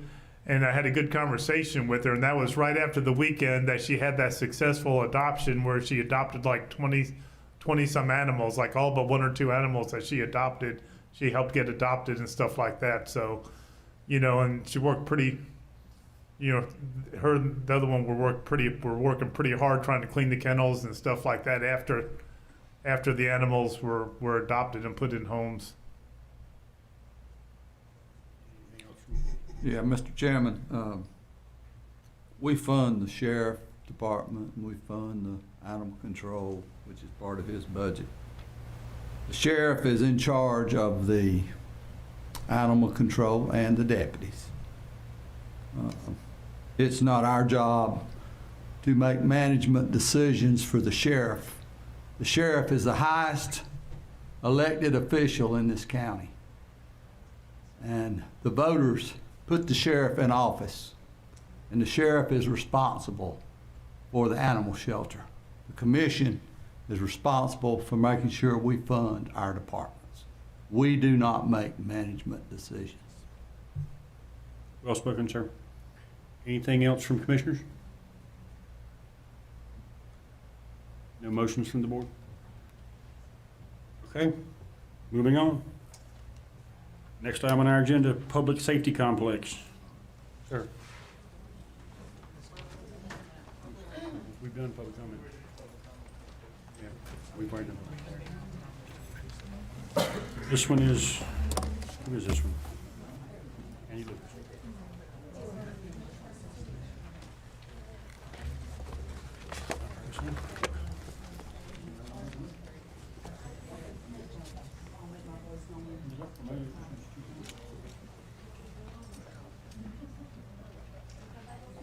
County Manager Lucas, project ordinance and budget amendment for the public safety complex. Yes, sir. Thank you, Mr. Chairman, members of the board. The board has authorized staff to begin and move forward with the process of acquiring land to do a public safety complex for the Sheriff's Office, 911 EOC, emergency services. And so sort of step two in that process as part of the land acquisition is to do soil testing, environmental phase one environmental study, so that before we buy the land, we know what type of soil we're dealing with. We're going to hit rock or what kind of rock. And obviously, if we're going to borrow any money for the facility, which we'll likely have to, we have to have a phase one environmental done. The bank will require it. And so this budget amendment is just to simply put funding aside for the eventual purchase of the property, as well as those environmental studies in advance of purchasing the property. And that will allow me to let contracts on doing that environmental work. And then if those things come back positive, then we'll move forward with the acquisition of the land at the prices we will negotiate with the landowner. And so that's what you have before you this evening. I'll be happy to answer any questions. Thank you, County Manager. I had to check. There's not a public hearing on this one. No. We've had a lot of public hearings tonight. Comments or questions from the commissioners? If someone is so inclined, the chair would be happy to receive a motion. Mr. Chairman, Commissioner. would like to make the motion to consider and approve the capital project ordinance and associated budget amendment for the public safety complex project. You have a motion to approve by Commissioner Lawhon, second by Commissioner Furr. Any further discussion? All in favor, please say aye. Aye. Any opposed? Opposed. That was Commissioner Barbie? Yes, and if you want me to elaborate on? No, I was just trying to be sure I had the voice right. I don't think the time's appropriate for that. Motion passes 6-1. Next item on the agenda, trades facility. This is also County Manager Lucas. Yes, sir. The board authorized the use of our Article 46 sales tax reserve for the design and construction and administration of the Stanley County Trades Facility with ADW. As you know, that project is underway, and now we're at the point where we're just paying for construction administration. Those funds were budgeted in the 2021 and the 21-22 budget, but they're still the construction administration part of that contract. And so all I'm asking is that those Article 46 reserves that were set aside for that full contract will be reappropriated into this year's budget so that we can pay the remaining obligations that we'll have for that construction administration with ADW. That's still, we have still $194,575 left on that construction administration for that project. And so just asking that those funds be reappropriated essentially out of fund balance into this year's operating budget so we can pay for those costs for that construction administration. Thank you, County Manager Lucas. Any questions from commissioners? Can I entertain a motion to consider approval of the proposed budget amendment? So moved, Mr. Chairman. Motion by Commissioner Eford, second by Commissioner Barbie. All in favor? Any opposed? Motion passes 7-0. It's the Andy Lucas Show now, Region F Aging Advisory Committee. Yes, sir. This is there are 3 delegates and 1 alternate on the Central Iowa Council of Governments Region F Advisory Committee. 2 delegates, Janice Abernathy and Joan Udi, have terms which will expire June 30th, as well as an alternate member, Roger Udi, whose term also expired on June 30th. All 3 have agreed to serve again if reappointed. The RFAC, the Region F Advisory Committee, is requesting that Janice Abernathy and Joan Udi be reappointed as delegates for 2-year term ending June 30th, 2024. And that Roger Udi be appointed as the alternate for a 1-year term ending June 30th, 2023. And I'll be happy to answer any questions. No, that is a very difficult board to staff. It involves driving To Charlotte, that's which is correct. why a lot of people don't want to do it. So please, if you see them before I do, give my thanks to all 3 board members for volunteering to do that. It is much appreciated. A long time that board went unstaffed. So I'm very much appreciative that they did it. We have a recommendation to reappoint the same 3. We have a motion. We have a motion by Commissioner Barbie to reappoint as presented. So Janice Abernathy and Joan Udi as delegates for 2-year term ending June 30, 2024, and Roger as the alternate for 1-year term ending June 2023. Right? You have a second? Second by Commissioner Furr. Any further discussion? All in favor, please say aye. Aye. Any opposed? Motion passes 7-0. Hey, can I make a quick comment real quick and give you a shout out? Nicole Ashton, I didn't realize this till she told me. She's a delegate there. She said you spoke to her and got her to go, and she enjoys going. She goes down. She said, Tommy Jordan called me. I asked him and when all this. She's the one that bought Vac and Dash, her and her husband. Yeah, I was. Bought Vac and Dash. So. I was in there a few months ago, and I have talked to her a dozen times and never seen her face, and then I got to meet her in person. And you did a good job, I guess. She said she asked about getting involved, and you recommended this and stuff. So good job, Tommy. Thank you, sir. Next item on the agenda: Juvenile Crime Prevention Council, Jcpc. Yes, sir, Mr. Chairman, members of the board. The board has an opportunity to appoint an individual to the Jcpc, the Juvenile Crime Prevention Council. This is a group that meets. A lot of the members are set by statute. A lot of them are involved with the juvenile crime, juvenile court system, probation officers, police officers, sheriff's deputies, court personnel, social workers, school system employees. And one of those, at the JCPC meeting in August, the council recommended Ms. Kelly Misiak be appointed to serve for the categorical appointment as representative of the United Way or other nonprofit. Ms. Misiak currently serves as executive director of the United Way of Stanley County. So it's with the recommendation from the JCPC board that this board appoint Ms. Misiak as the United Way nonprofit member to that JCPC board. Talk about a curriculum vitae. Tell you what, he has a history of servitude so far. Okay. Mr. Chairman? Pleasure of the board. Commissioner Lawhon? I would make the motion that Ms. Kelly be our representative for nonprofit until June 30th, 2023. We have a recommendation from, we have a motion from Commissioner Lawhon. We have a second? Second by Commissioner Eford. Any further discussion? All in favor, please say aye. Aye. Any opposed? Motion passes 7-0. We have, let me see, item number 14. This is the resolution seeking change to the Board of Commissioners and Board of Education to staggered terms, which is something I'm glad to see come up. But County Manager Lucas? Yes, sir, Mr. Chairman and members of the board. The board and staff have been reviewing this and researching this for a couple years now. And then you all had a discussion about this at your February 22 planning retreat, where you would sort of reorganize the way that we stagger terms from a 5-2 to a 4-3. And really the goal of that is to create a little more continuity in terms of strategic planning and capital planning and those things, so that you don't have a supermajority potentially leaving the board every 4 years.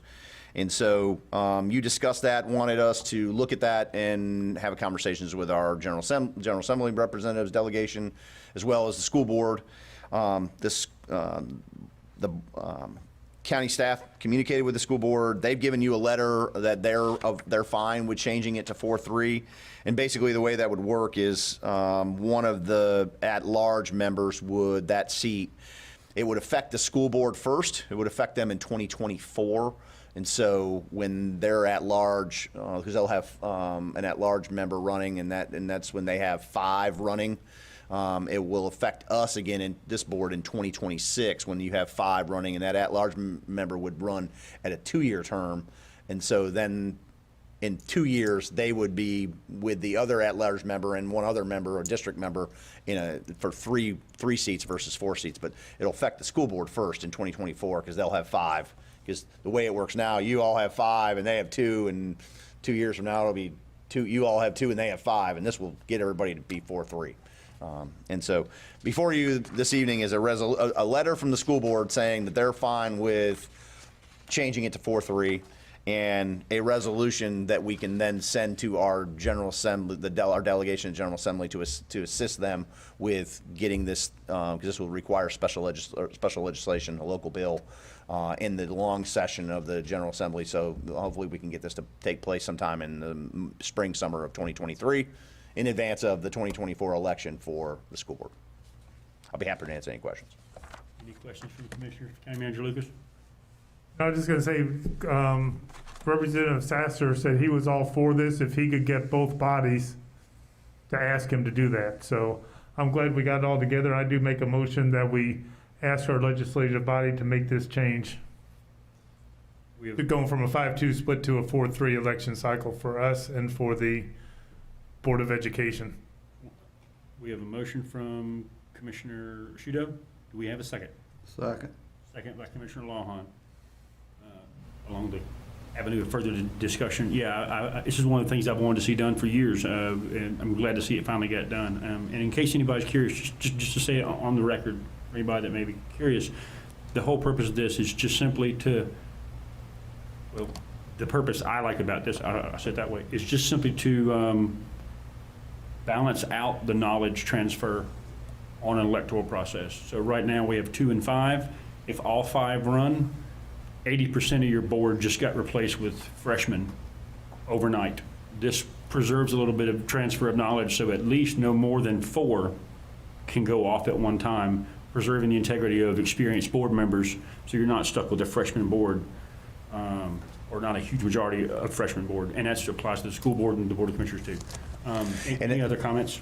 I would just make one point of clarification. When that happens, when that 2-year term happens, once that person is elected to that 2-year term, when they're up for re-election, it'll be a 4-year term moving forward. It'll all be 4-year terms again. It's just that one for 2 years to get one of them to be on a... At-large seats are going to knowingly volunteer for one short stint in their career, knowing that from that point on they'll... Correct, and it would just be the one of the at-large seats. That's correct. Any further discussion? We have a motion and a second, right? All in favor, aye? Any opposed? Motion carries 7-0. We're getting there. We're getting in the short rows. Item number 15, Commissioner Shudo. Yes, I just wanted to beat something down that we've talked about before, but a couple of things I'd like to do and just talk about in open session moving forward. As you guys know, when we have our closed session and work sessions, a couple issues that bother me. Number one is that when COVID is on high alert, I think it's called, what's called high alert or something. I don't know if Debbie remembers, when COVID is in the top, the red, I think it's the red, and that's when it's spreading the most. When we meet in that room, I tell you, I get anxious and stuff like that, even though I'm sitting in the corner and I'm wearing a mask, and I know there's other people that have an issue that are in that room from time to time with us. Because one thing about COVID, you never know from looking at somebody from the outside what the inside is like. And at the last meeting, when Health Director Jenkins was here, I think Commissioner Lawhon asked him about the age of the people who were in the hospital and dying, and he said 65 years old to 80 or 90 with underlying health conditions.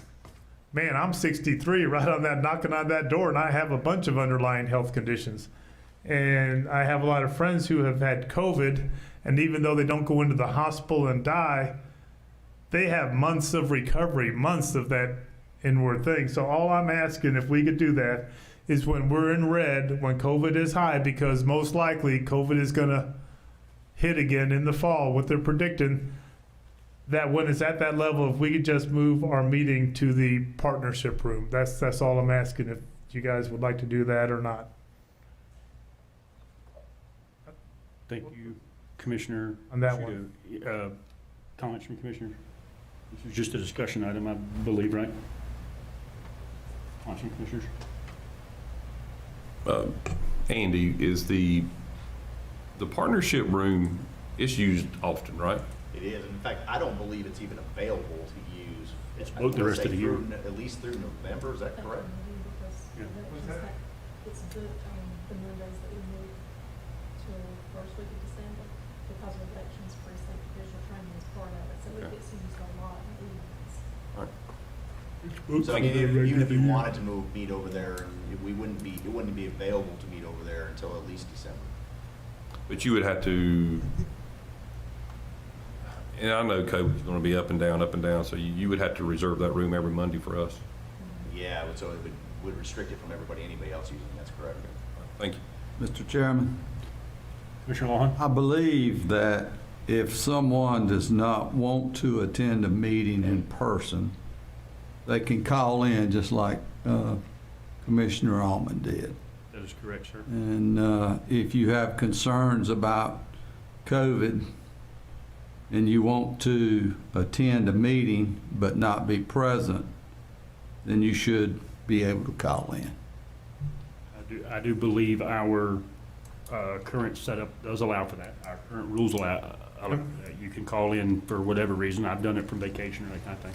Yes, sir. And what about the general public who might be in there for a work session? Or someone who has to present to us and they have those issues? I mean, you know, this is a public safety issue, but that's okay. We can move on, because I know that you guys... They could wear a mask just like you do, Peter, from time to time, and they can definitely social distance in that particular room. Then I'm going to go on to work session. When I was a commissioner, the first go around, I don't ever remember us going into work session after a closed session. And I'm concerned about how many times we're in that room under closed session and then we jump into a work session without letting the people know. And also without advertising that we're gonna have a work session. So I can tell you what, I walked out, we started this meeting today when we had, it's advertised right here, 5:30 closed session. It says nothing about work session. We opened the meeting in there, going to work session, and we discussed a solar issue, and we discussed two issues in there under a work session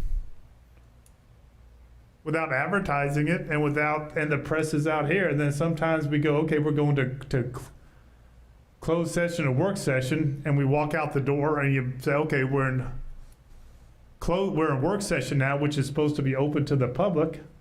And I would like to make a proposal that if we're going to have a work session, that we put it on the agenda, is what I'm asking. That if we have a work session and we put a time in it, that we go to agenda, because like it says 5:30 p.m. closed session, put on there 5:45 work session. I make a motion that we do that so we're more transparent for the folks. Because I don't know the thing about it, and maybe our attorney could help answer that, how to handle that. I don't think you could put an exact time or when I was about to say, well, we have a motion at this point. We can't discuss it until we have a second. But I guess what I'm saying is if you do approve this motion, I don't know if there's a second and you do approve it, I don't think you could put specific times for coming out of closed session. I agree, but I can't even discuss it unless we get a second, and then we can have that conversation. So we have a motion on the floor. Do we have a second? Hearing none, that motion fails. I will still say let's discuss it. It didn't pass, but let's still discuss it. I think my comment is when it comes to work session, when I took the board in 2018, we used to meet in that little room right there. And we only use the partnership room or the manager's conference room now just for a matter of more space. I mean, you know, it was a COVID thing. I assume you don't want to go back there. But there are a few months out of the year we don't have a work session, but it's normally driven by a closed session.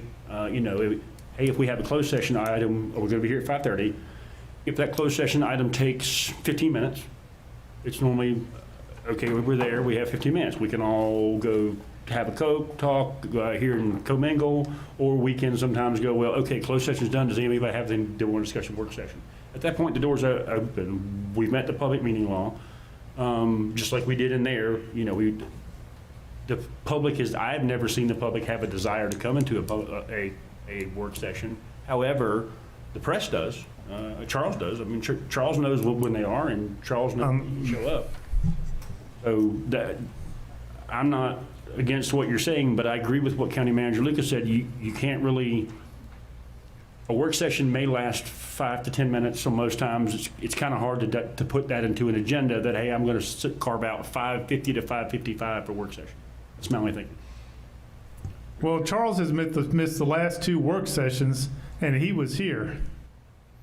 He was here at the last meeting. He missed a work section because he was sitting out there. You came out and you got Dwayne, and he didn't realize that it went to work session, and he missed it. And then he was here today. I walked out. I said, we had a work session. He goes, really?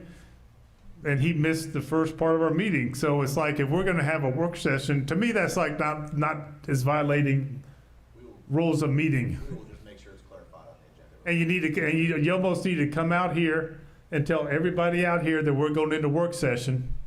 And if they want to come into that little room, they can, because it's open to the public. I'm not trying to be a jerk about it, but the reality is there's rules to follow and there's sunshine laws.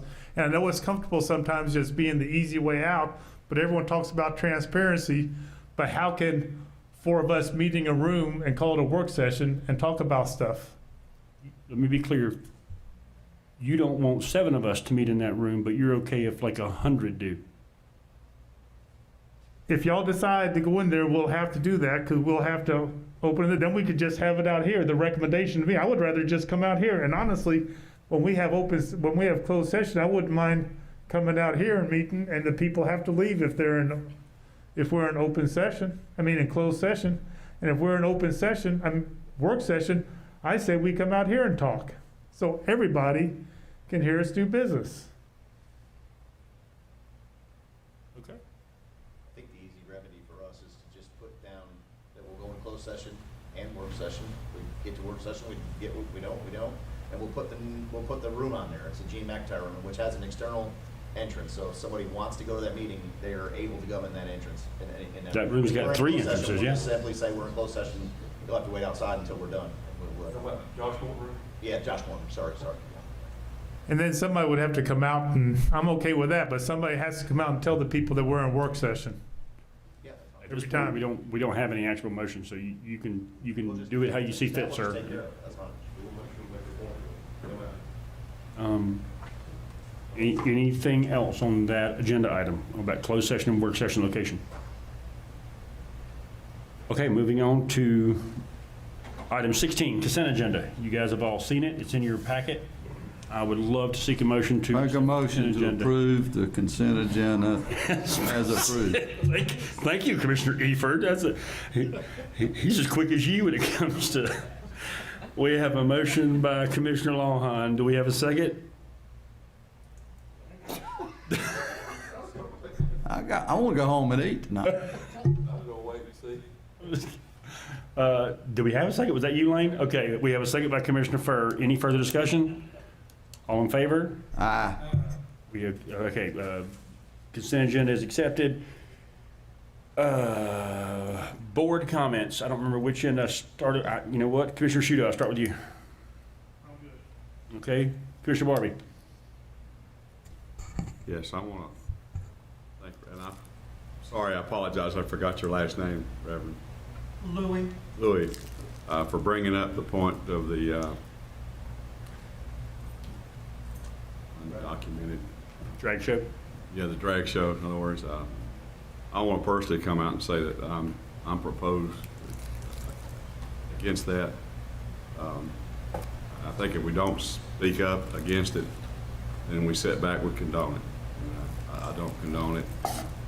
Never knew it was going on until he brought this up. So I just want fellow commissioners to feel like they need to act like they need to, but that's my opinion, and I don't condone what they're doing.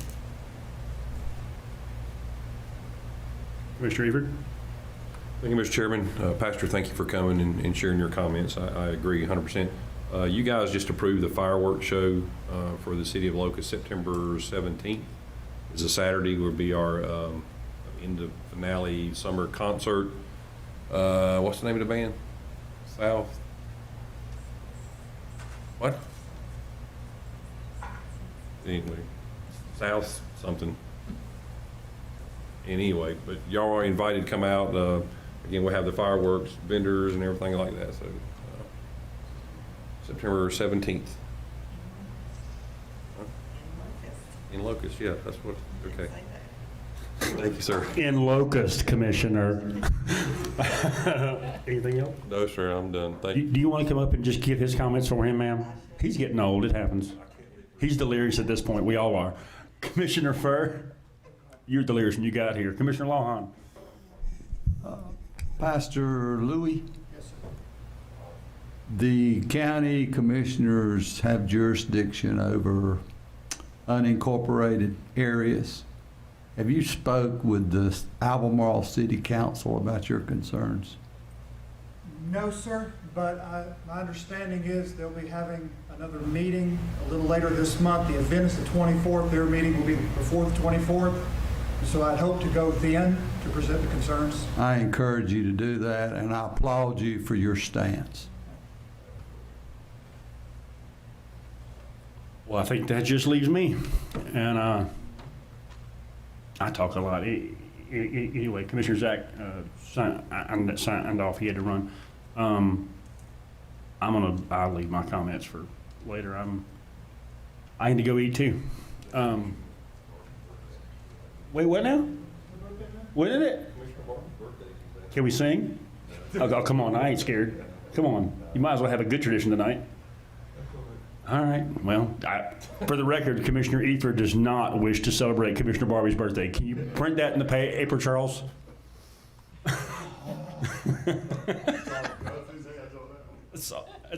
That's it for me, guys. I'm wore out. Can we seek a motion to adjourn? Yeah, you beat Bill to it. Okay, a motion by Commissioner Eford, second by Commissioner Barbie. All in favor, aye? Any opposed? We're out of here, folks.